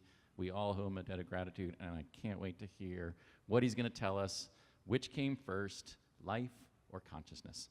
Take it away, Stuart. Thank you, Dante, and thank you for doing what you've been doing, and everybody, too. Which came first, life or consciousness? Most would say life came first, and consciousness evolved later, perhaps only recently with language and tool-making. Others, panpsychists, Eastern spiritualists, and some quantum people say consciousness came first and has been here all along. If the latter, could conscious feelings have sparked the origin of life and driven its evolution? Uh-oh. Okay, there we go. First, the question that was raised earlier, what is life? We don't really have a good definition, maybe even poorer than consciousness. Functional approaches such as Lynn Margulis Sagan are descriptions of what life does, not what it is. Complexity, as we heard from Philip, is possible, but a lot of things are complex and not conscious. And so inanimate systems have these. This keeps jumping ahead for some reason. Vitalism. In the 19th century, a unifying energy field, a life force or land vital, was thought to be pervading living systems, but these were based on electromagnetism or forces outside science. With molecular biology, vitalism became taboo. However, quantum vitalism from Erwin Schrödinger in his book, What is Life, suggested life's unitary oneness derived from quantum coherence and that memory was stored in aperiodic crystal lattices. But people say and said that biology is too warm, wet, and noisy for functional effects in quantum systems, easily perturbed by thermal decoherence. Or is it? And in fact, it turns out it isn't, for reasons that I'll tell you later. What is consciousness? Another tough question. Approaches to explaining it: complex computation, integrated information, predictive coding, fundamental feature of reality. At this meeting alone, we've had a number of presentations about fundamental levels, relativity from Rajesh Khanna, gravity from Nir Lahav, zero-point field from Nikki Johnson, Bohm's quantum potential, Paavo Pilkinen, and of course, objective reduction, the self-collapse of the quantum wave function is a process in fundamental space-time geometry from Roger Penrose, who was at the first conference and a number since. Roger accounted for superposition through Einstein's general relativity, which equated matter to curvature in fundamental space-time, and he proposed that tiny particles had tiny curvatures, and that superposition was the same particle in two places, causing two opposing curvatures, a separation in space-time geometry. We can imagine if these were to continue, we'd have multiple worlds, the many worlds hypothesis, as many people believe. Some people say that conscious observation causes quantum state reduction. Von Neumann, Wigner, Stapp, Chalmers, and McQueen, among others. And here we see Bing, meaning consciousness, looking at Roger's space-time sheet, causing it causing collapse and one particle to continue in one location. Roger said that superposition is unstable, will self-collapse, undergo objective reduction at a threshold time t equals h bar over e sub g. So rather than consciousness causing collapse, objective reduction causes or is consciousness, Bing, which I'll use to mean that. These moments would be ubiquitous in the random microenvironment since the early universe. So let's look at life on Earth. Can you see that? Yeah. No, you can't. So life appeared about 3.5 billion years ago by the arrow. So we can ask, when did it appear? When did the Bing appear? And it could have been fairly recently with language and tools. It could have been at the time of the Cambrian evolutionary explosion, a brief 10 million year period, 540 million years ago, during which all the animal phyla appeared on Earth. And you can see some examples of the fossils that were found in the Cambrian shale in Canada by Stephen Jay Gould, which he interpreted into the Cambrian evolutionary explosion. And some of these are identical, it seems, to organisms still around, including this actinospherium, which has axonemes protruding, which go away with anesthesia, actually. And it's a double helical spiral of microtubules in a very interesting array.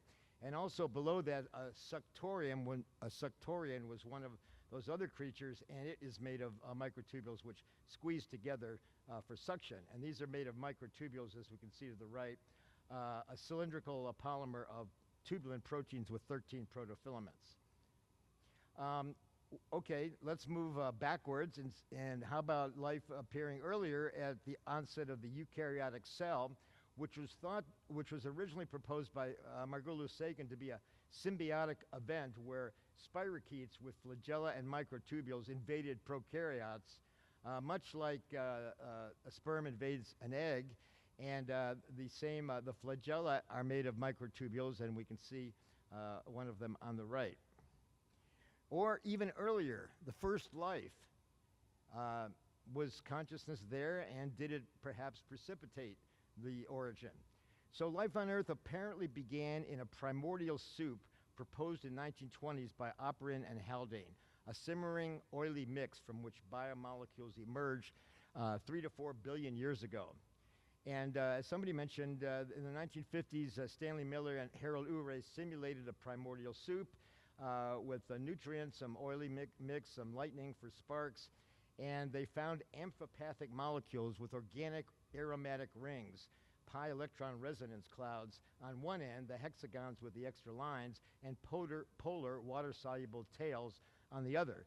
These are the origins of membranes, nucleic acids, and aromatic amino acids and proteins. And the aromatic ring is a form of hydrocarbon, and the linear chains of hydrocarbon are shown above, and they found a molecule C6, oily, flammable. They didn't know what the structure was, and Kekulé had a dream that the linear chain alkene were snakes, and one of them swallowed its tail and gave rise to a ring, and he awoke to say benzene is a ring, and he was spot on. These rings have oil-like delocalized pi electron orbital clouds among the 6 carbon, forming pi resonance clouds extending above and below the ring, which are essentially quantum objects. There are superpositions of electrons, and they support various types of quantum effects. And do life and consciousness derive from pi resonance quantum effects? I believe they do. So if we take 2 aromatic rings, if you have a whole bunch of them, it's oil, and you put it in a gas tank and it explodes. But if they're arrayed so they're slightly separated from each other, they have very interesting properties, graphene and within proteins. And these coupled rings support dipole oscillations in the terahertz, 10 to the 12 hertz, spin, exciton transfer, fluorescence, optical phonon, superradiance, etc. So and buried within our proteins and particularly things like microtubules, very long, is a aromatic pathway, what we call the quantum underground, which can support quantum effects in warm, wet, and noisy brain. It's not warm, wet, and noisy inside the proteins. In protein folding, the amphipathic pi resonance clouds attract by these dipoles, extend polar ends outwards, and this is also how micelles form and how soap molecules work. And this was put forth by Oprin and Haldane.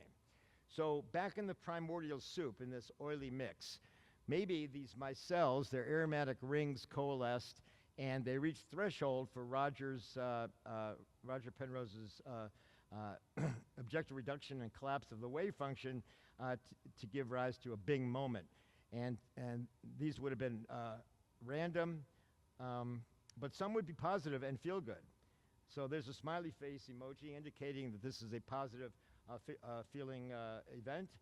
And with pleasure as a feedback fitness function orienting pi resonance groups, did life then evolve to orchestrate and optimize OR-mediated pleasure?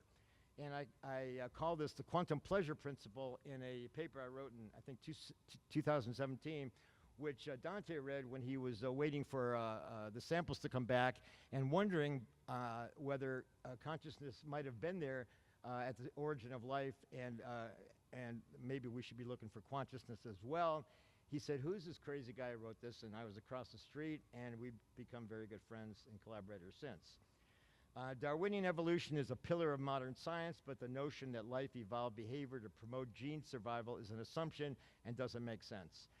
Behavior is driven by reward, pleasure, avoiding pain. There were no genes in the primordial soup, and evolutionary theory ignores consciousness and feelings because they didn't have a mechanism for it. So did feelings spark life and drive evolution? So that's what I suggested in this paper a few years ago. Some other possibilities are that the pi resonance rings may, their configuration may be important. For example, two rings together have two stable configurations, a T-shape and a parallel displaced. So maybe it's something as simple as a T-shaped arrangement being the blues, feeling bad, and parallel displaced, feeling happy and sad. Obviously, it could be much more complicated. And perhaps two rings form a quantum bit or a qubit, where they're in the sandwich, which is a metastable state, and they can collapse to either the T-shaped sad face or the smiley face emoji in pink. So it would be a qubit, sort of a quantum computation. And if you look at a protein, and this happens to be tubulin, the protein of microtubules, it has aromatic rings with these, it has aromatic amino acids with these rings. It has 86, a huge amount for a protein. I don't know if any other proteins have that many aromatic rings per protein. And in a theory that Roger and I developed, we looked for pathways through the tubulin in the microtubule lattice. So if two rings can give one emoji, maybe when you have 86 interacting, you get a whole bunch of possible emotions in one tubulin. So that could give rise to diversity of feelings and so forth. And the aromatic rings in tubulin and microtubules are spaced close enough for quantum interactions to occur between the tryptophans, 8 tryptophans per tubulin. And in actin, it's too far away, so actin wouldn't do this, but microtubules and tubulin could. Now, Anirban gave a brilliant talk this morning about dodecanography, where he found 12 orders of magnitude of frequency dynamics in microtubules in the brain. And he showed this slide, which is looking at microtubules inside neurons in the top in a larger scale in A with a group of neurons. And then in B, it's a single microtubule. And in C, it's rows of tubulins. And he did essentially the same experiment in all cases, where he used 4 electrodes, 2 to stimulate and 2 to record. And the microtubules are good insulators, but when you hit a certain frequency of alternating current, they become highly conductive.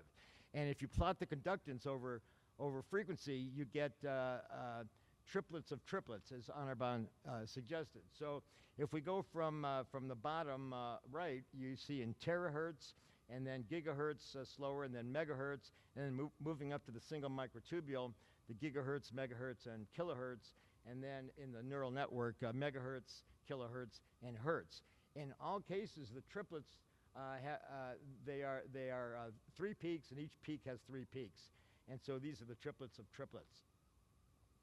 We applied this, the quantum states of microtubules to our consciousness model, making the orchestrated objective reduction ORCA-WAR qubit, where we have a dipole, aligned dipole pathway in a tubulin that wraps around the helical lattice of the microtubule, which has the Fibonacci geometry. And Roger is going to address this on Saturday, looking at the symmetry of microtubules, the optimal in terms of the Fibonacci, and what might be the optimal geometry. So we'll hear more about that later. And these are also known as Froelich giant dipole oscillations. And the idea is that we reach a threshold for a conscious moment and have a Bing moment. Bing meaning consciousness, and a sequence of this moment of these events give you a stream of consciousness. So that's been our theory. It's lasted 30 years. We seem to be actually getting more and more support in terms of anesthetic action, and now the megahertz and gigahertz oscillations. So we're pretty happy about that. Anirban also showed that microtubules can be entangled through these optical vortices using Bell's inequality measurements. And in this case, they entangle for angular momentum. So they can entangle, and I think that's needed in the brain for consciousness, for things like brain-wide gamma synchrony, which is too fast for other mechanisms. So microtubules can entangle.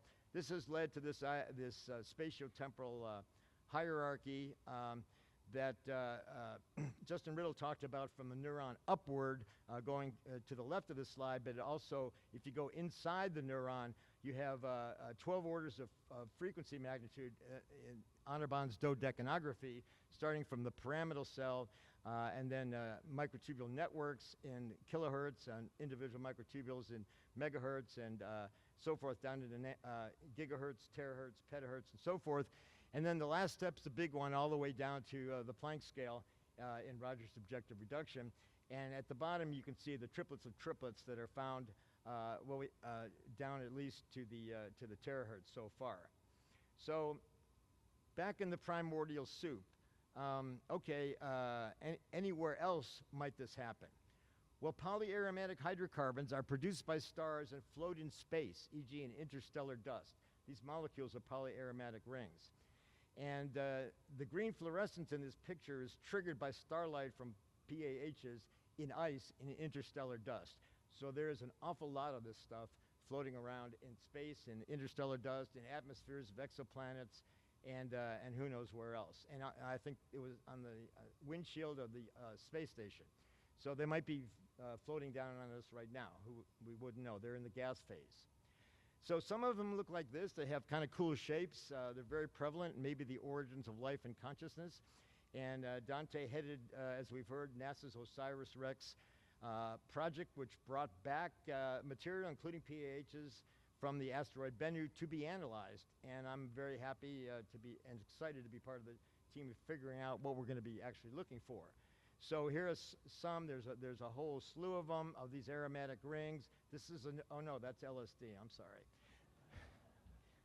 Thought I might fool you. So then there's this molecule. This is I think Phillips molecule, or he wrote about it. It came down in the Murchison meteorite in 1969 in Australia, and it's kind of this complex polyaromatic that's all connected with a bunch of rings. And this picture, this is actually a two-dimensional picture of it, has been sitting around for 50 years. And oh, here's back to Dante. So I'll come back to that in a second. So Dante led it. I watched breathlessly on TV as the thing came down, and they lost it in the clouds for a while. But fortunately, everything turned out well, and it's being analyzed. And we had a meeting this past week here of his analysis team from all over the world. And Dante also wrote this really interesting book, The Asteroid Hunter, about this whole project and how it's turned out so far. So just a few results so far, including background gas phase spectrum, looking at some of the polyaromatics that are that just are volatilized as they opened it up in the gas phase above it. They've also found a whole bunch of nanoglobules, and these were found on previous missions to Ryugu by the Japanese and in meteorites also. These are spheroidal encrusted globules with fluorescent interiors, meaning they have polyaromatics inside.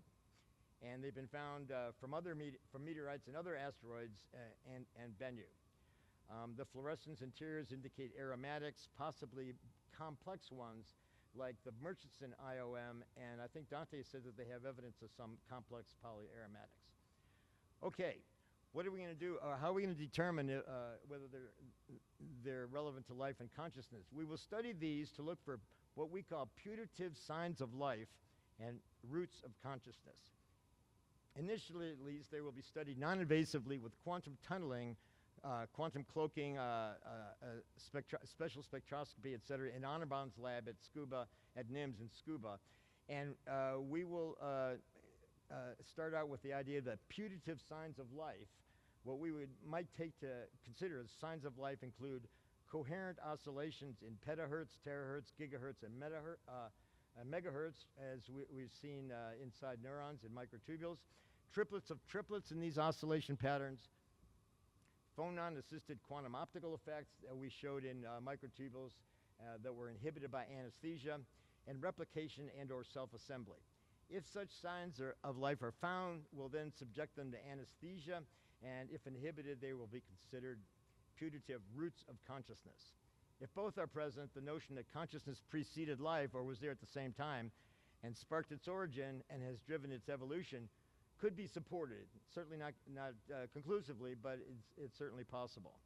In the meantime, we took this molecule, and Dante had the idea, asked Honorbaum to analyze it or to simulate it, to take a look at it. And so Honorbaum's team looked at it, and the first thing they noticed was that it contains substructures found in biology on Earth.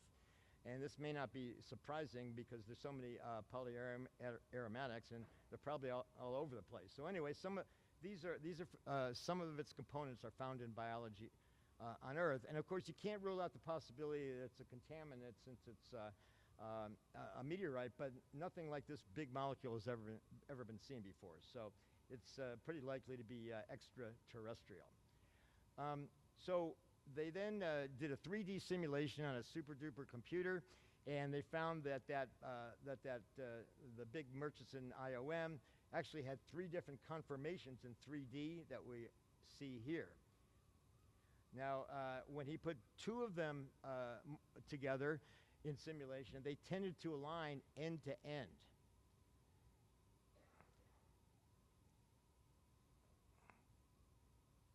So these, and then 2 of them, these are dimers. When we put a string of them together, they all lined up end to end into what looks like a protofilament.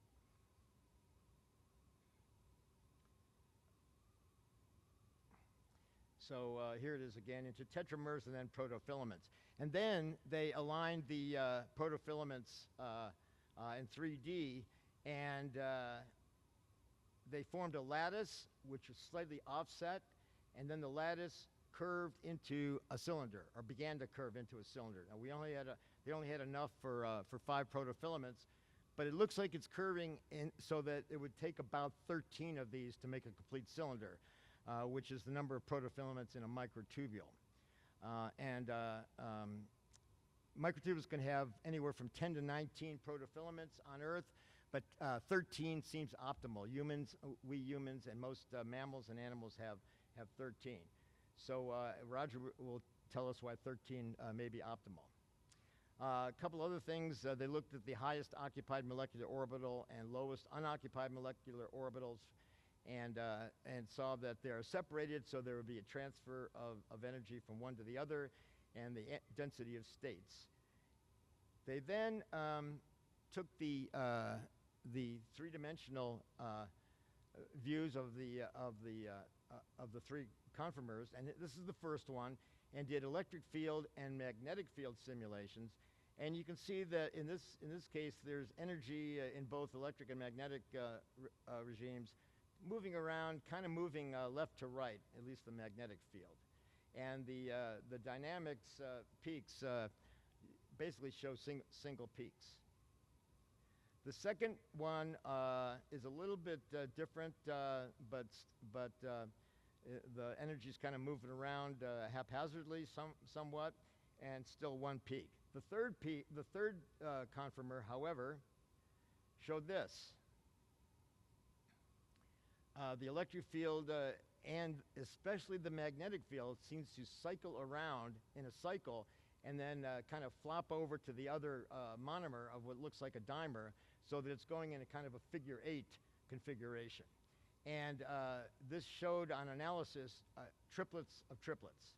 So here we have a molecule from extraterrestrial, assuming extraterrestrial molecule, which is exhibiting dynamics in petahertz that has triplets of triplets, just like we found on Earth in the microtubule. So summary, in a 3D simulation of the Murchison IOM, a molecule from the meteorite which fell in Australia, we found what appears to be a seed for a self-assembling microtubule. We also found signs of life, coherent oscillations in petahertz, triplets of triplets in these oscillation patterns, and self-assembly. These are things that we stipulated before we knew this, so we kind of called our shot. We will simulate presence of anesthetics and psychedelic molecules and see if these signs of life may be considered putative roots of consciousness. If present, this would support the notion that consciousness preceded life, sparked its origin, and has driven its evolution. We will then do these same experiments in actual PAH molecules from Bennu to see if they hold up.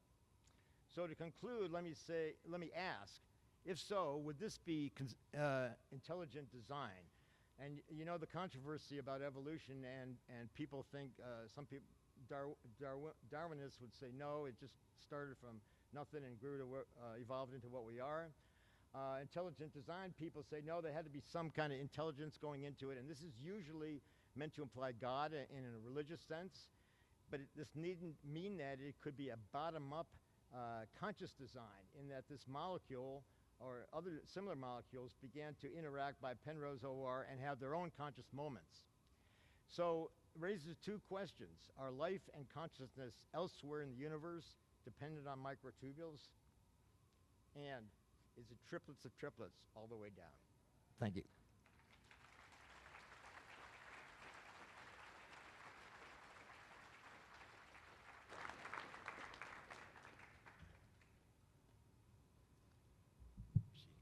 Thank you, Stuart. We have time for some questions. Go ahead.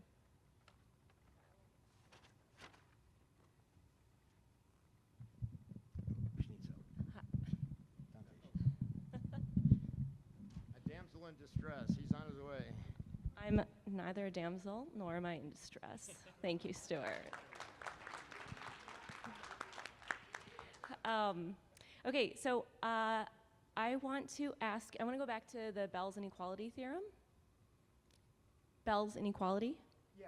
Okay, so you might, there's a recent series of experiments which I really love called the cosmic Bell experiments that look at polarized light from two quasars of the early universe and find that there is entanglement. And I am wondering, because it seems throughout my experience of this workshop is that people kind of talk about consciousness monolithically, and I'm wondering what you're saying about microtubules or about the emergence of consciousness in biological entities such as humans. How are you thinking about flavors of consciousness?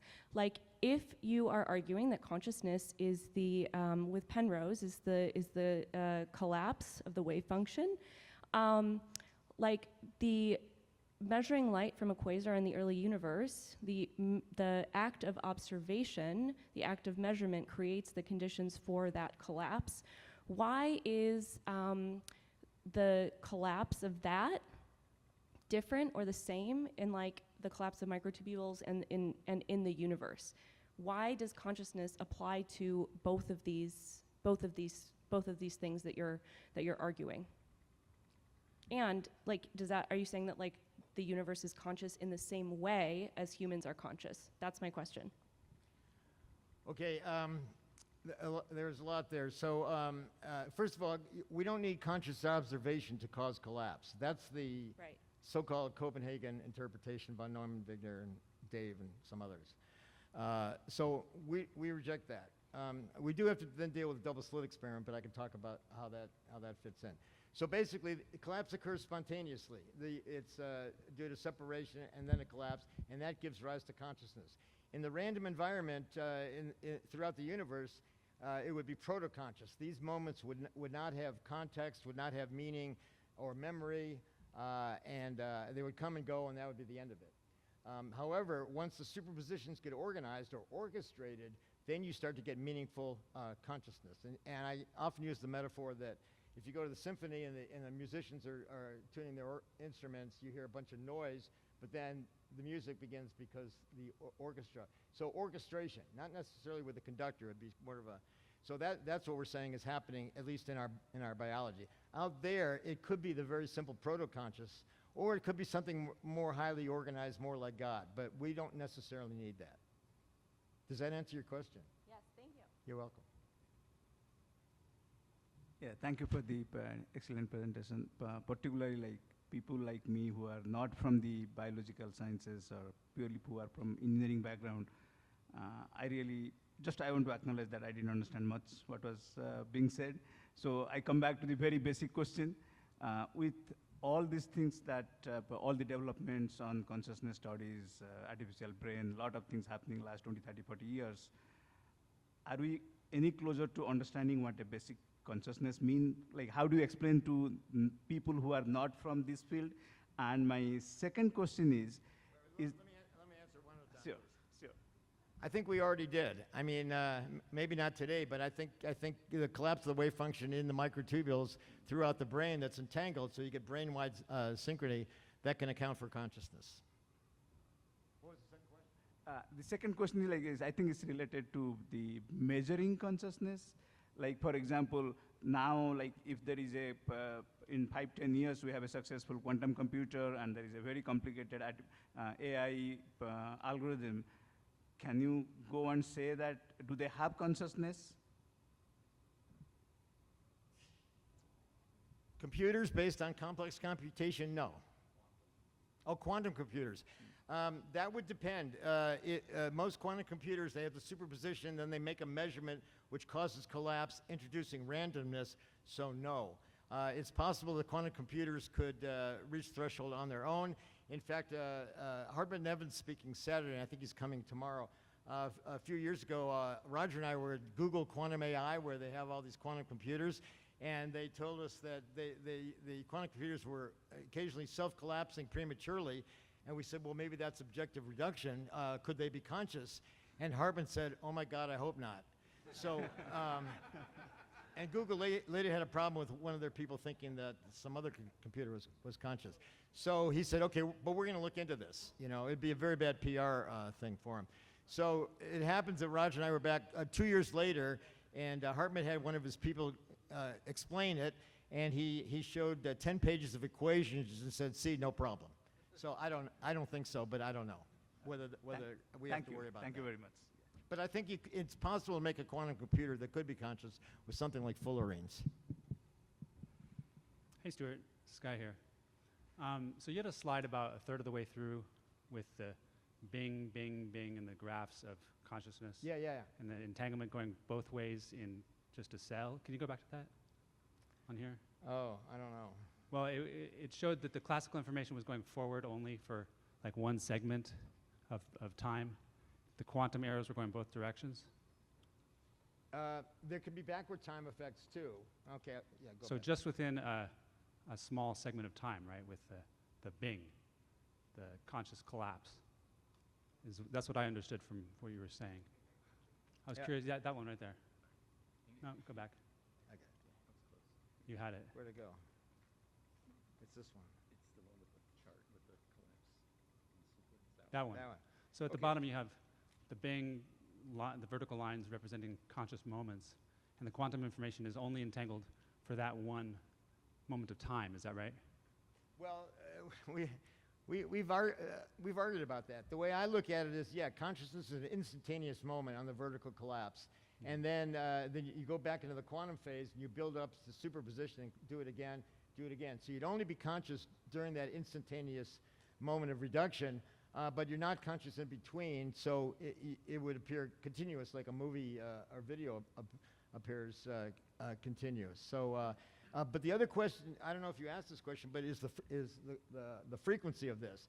In the hierarchy that I just showed, actually, somebody, I guess it was Jerry Boosmeyer was talking about it, saying our work this morning, saying what we have the time at 25 milliseconds. That was our original idea, but we realized later that two things: that would be a long time to avoid decoherence, and number two, the amount of neurons, microtubules, would be very, very small.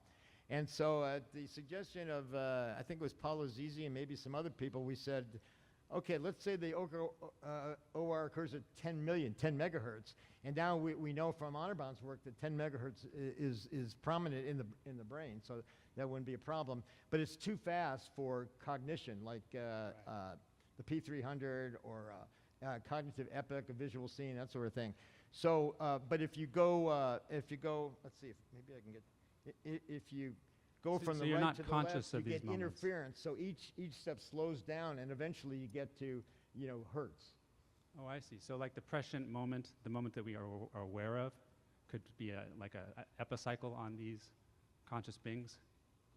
I'm not sure what you mean by epicycle, but okay, well, it's a sequence of discrete events that interfere back to give a slower epoch that would include a number of them. Cool, thank you. You're welcome. So these in the molecule from the spatial rock and in the microtubules, the specific petahertz that you mentioned, how specific has your measurement gone, or do you have like a band where it's like in between a band, and are those in some publication where I can see? And why do they go in thousand-folds, these different harmonics? Well, first of all, the megahertz, you can try look at your own megahertz brainwaves at an exhibit that Hide Sagusa and Anirban and their colleagues are running, not today, but tomorrow it'll be back. It was jammed yesterday, everybody's trying to get it. And you can hold the probe to your temple and move it around until you see a triplet, and we'll take a picture for you. Or you can use your cell phone. All right, thank you. Hi.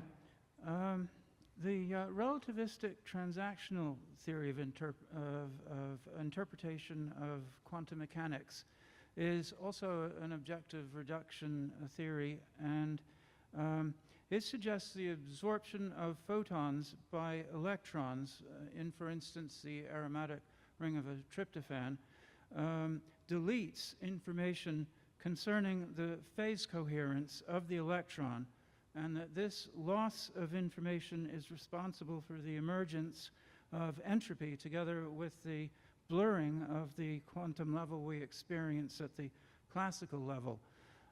Have you considered whether this deletion of information in the photons as they're absorbed by tryptophan, giving you the Bing of consciousness, might simultaneously throw out the information needed to solve the hard problem of consciousness?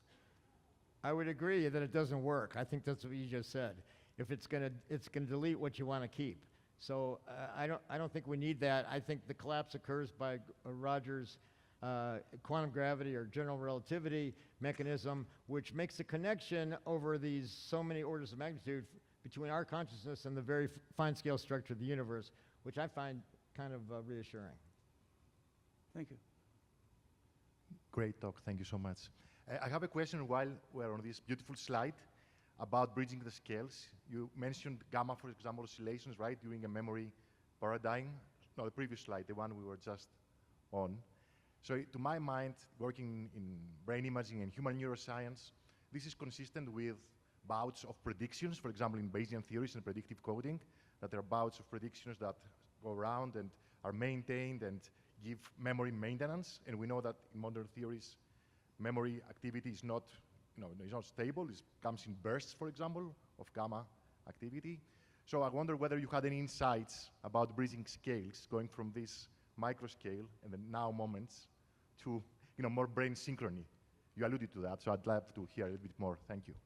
Okay, I'm having a hard time. My hearing's going, plus there's some echoes in here, but I think you're asking about how we relate gamma synchrony to all this. So I think, I read Busaki's book, The Rhythms of the Brain, and it was kind of depressing because, the alpha comes from this pacemaker, and the beta comes from this circuit, and the blah, blah, comes from else, and gamma, we don't know. So I don't think we know what gamma comes from. In fact, in Earl Miller's talk, or maybe it was Andre Bastos' talk. You guys, you're on. That under anesthesia, the gamma waves kept on coming, and because they weren't being inhibited by the alpha going the other way. So anesthesia, we've always thought, well, gamma mediates consciousness. Anesthesia must work on GABA A receptors. Propofol binds to GABA A. Therefore, propofol must work by acting on GABA A. And it turns out that under propofol, the gamma synchrony mediated by GABA A receptors just keep on coming. So that can't be right. So I think that is more support for anesthesia acting on microtubules.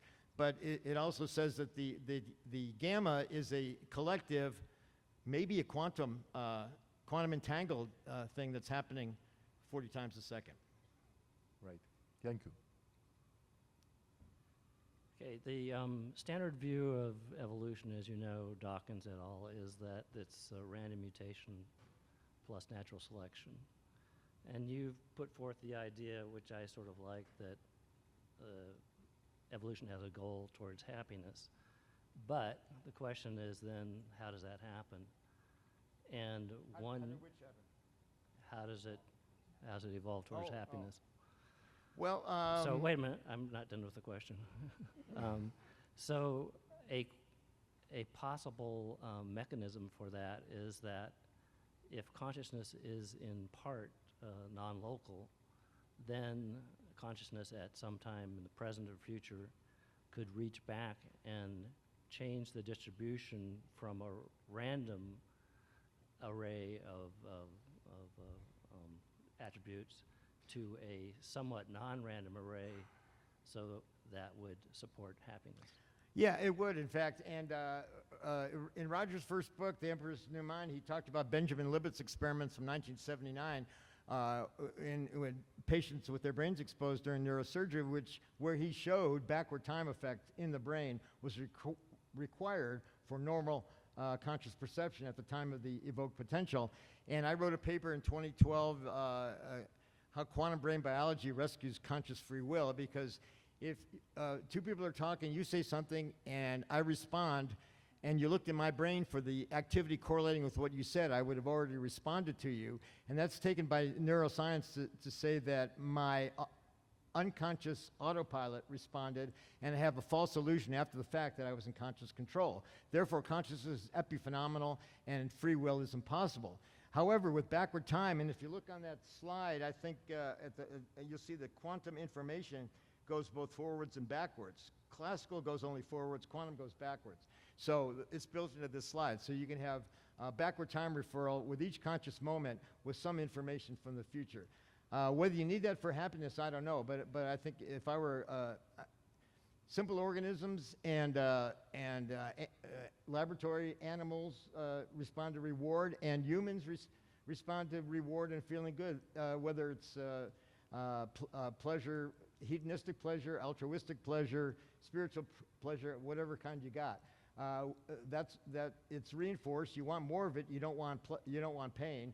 So aversive, carrot and stick. So you want the carrot, you don't want the stick. So I think that makes a lot more sense than not having any motivation at all. It never made sense to me why you could get from molecules to humans without something before genes and before brains, without something motivating.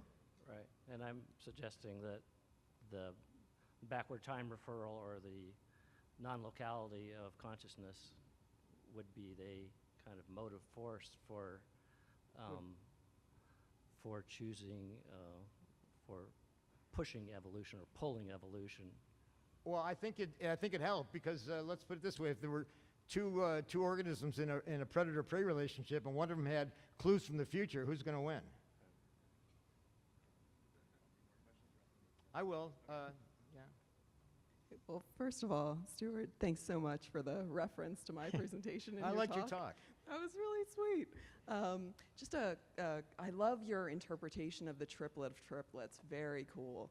I was just wondering, non-coding DNA is repetitive, and I was wondering if you have any thoughts on that in the context of what you've presented here.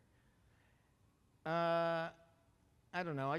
I want to stick to microtubules. There you go. But I do think DNA is a quantum device. Uh-huh. And actually, Anirban had a slide in there that I took out because where he showed that the molecule from the meteorite actually interfaced with DNA. So they somehow talk to each other, probably through some kind of quantum communication. Yeah. So I just wanted to maybe plant the seed of just thinking through, I don't know, the fractal nature of it and how it may correspond to different spatiotemporal scales. Well, it is kind of fractal-like when you have the self-repeating pattern every 3 orders of magnitude. And at least one of Anirban's papers is as fractal in the title of it. So, yeah. Yeah. Anyway, this conference is amazing. Thank you so much. So the second law of thermodynamics states that entropy tends to increase. Because planet Earth is a closed system, evolution is able to happen. Would you say, you mentioned the primordial soup. So since the Earth is a system where the second dynamic technically doesn't, it violates it.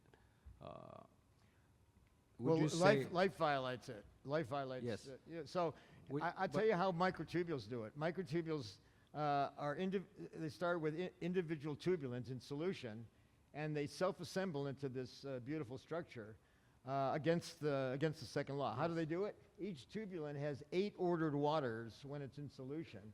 When it gets in a cylinder, it loses some of its ordered water. So the net amount of order goes down despite this beautiful crystal lattice appearing.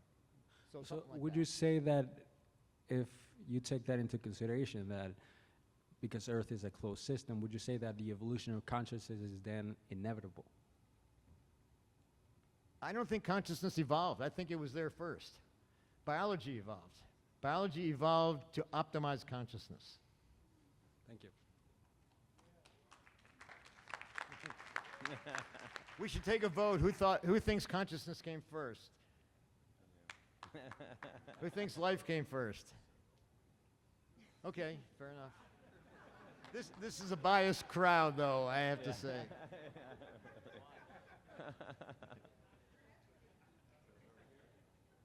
Thank you, Stuart, for all your amazing work. Thank you. It is amazing. It's just my question, though, is do you have a metric that you could apply to the level of consciousness that's being achieved? Is there something, and also in talking about evolution of consciousness, is there different levels of consciousness, and maybe that what is actually evolving is, I think it's what you may be saying, is by life evolving from consciousness. So we've seen a lot of these diagrams of axes for coma patients and so forth. So basically, keeping it simple, on the y-axis you have the intensity, which is, OR occurs when at times T equals H bar over E sub G. And so time and E sub G, the amount of superposition, are inversely proportional. The more mass and superposition, when it collapses, the greater the intensity of the experience. Kind of like a photon, the higher the frequency. So the y-axis would be the intensity, which would be 1 over T, the frequency, and the x-axis would be the number of tubulins. And so you get like this 45-degree line that the more superposition, the faster it's going to collapse, the more intense. So we have about 10 to the 20th tubulins in our brains. Probably we use 10 to the 15th for conscious moments. And that comes out to be at 10 megahertz. So I think 10 megahertz is probably the best bet for where this is happening. And then with interference beats down to slower and slower. Okay, thank you.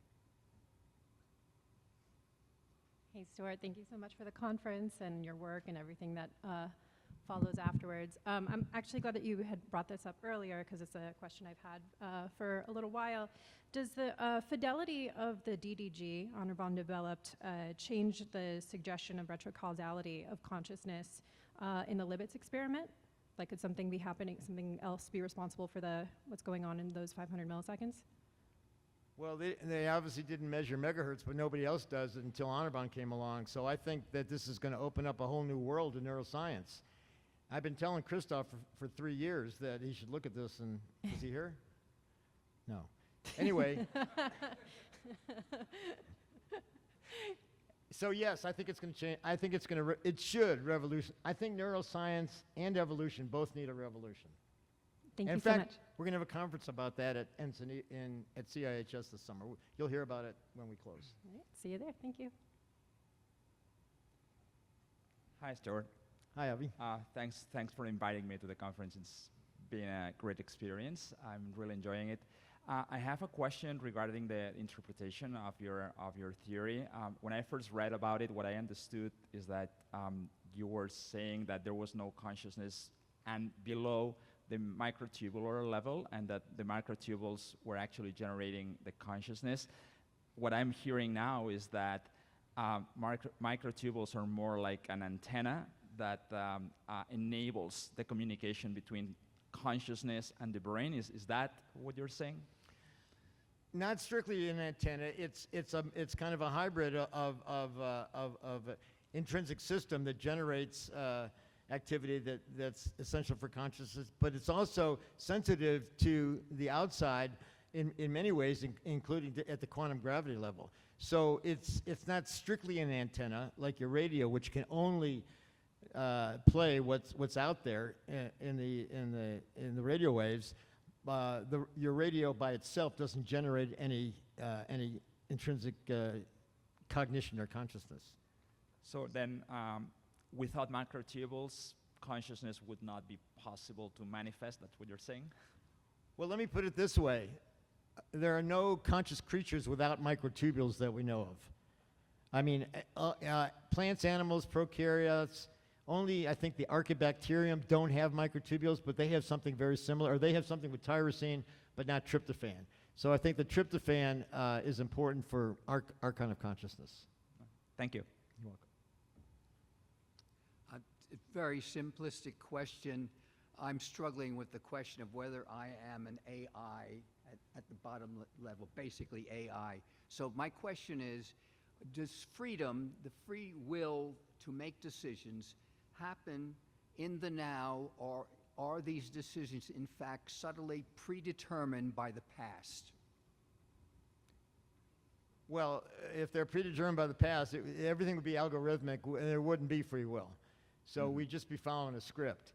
Right. Information from the future might help, but that might be algorithmic too, for all I know. Where the non-computability comes in is from Rogers' objective reduction, because it's intrinsically, it goes from Gödel's theorem. A mathematical theorem can't prove itself. It needs an outside entity, and similarly, a classical process can't understand. It needs something else, some non-computable factor. So that's the leap Roger made from Gödel's theorem to requiring something in quantum physics that was as yet unexplained, namely collapse of the wave function. And then he got, of course, criticized by Dave, among others, as invoking the mythical law of minimization of mysteries. But Occam's razor would say, what's wrong with that? Why not solve 3 mysteries with one solution? So in other words, I'm fine with the minimization of mysteries. So in other words, free will decisions happen in the now. They're not predetermined. They're not, otherwise it wouldn't be free will, right. Right, okay, thanks. Maybe I'm not AI. Well, Stuart, congratulations on 30 years of persistence and success. But I'd like to make I'd like to just give a sort of footnote on what you were saying about pleasure driving evolution and consciousness coming first. If you put those together, in the Indian conception of Brahman, one of the attributes, the universal consciousness that pervades the universe, one of the attributes of Brahman is Ananda, which is translated as joy or bliss. So in that case, it's not something separate that's driving evolution. It's the same thing as consciousness. Okay, I didn't quite catch all that, and I'm no expert on Eastern philosophy as you are, but I will say that the hierarchy that we have, Anirban calls it the Great Resonance Chain, and the picture I had is very similar to the 5 koshas in Indian philosophy. Maybe you know that. Yeah, no, let me give you a simpler way then. When people meditate, the aim is to unite with the universal consciousness. And when they do that, then they are supposed to achieve this bliss or joy. But they're just perceiving it. It's not that they're moving towards it. It's just that it's revealed. So it's there constantly in the consciousness of the universe is the idea. Thank you. I think we're all ready for some bliss and joy pretty soon here. Let's get out of here.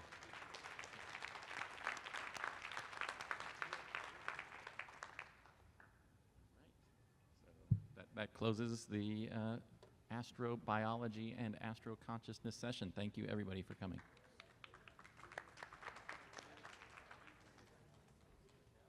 Yes.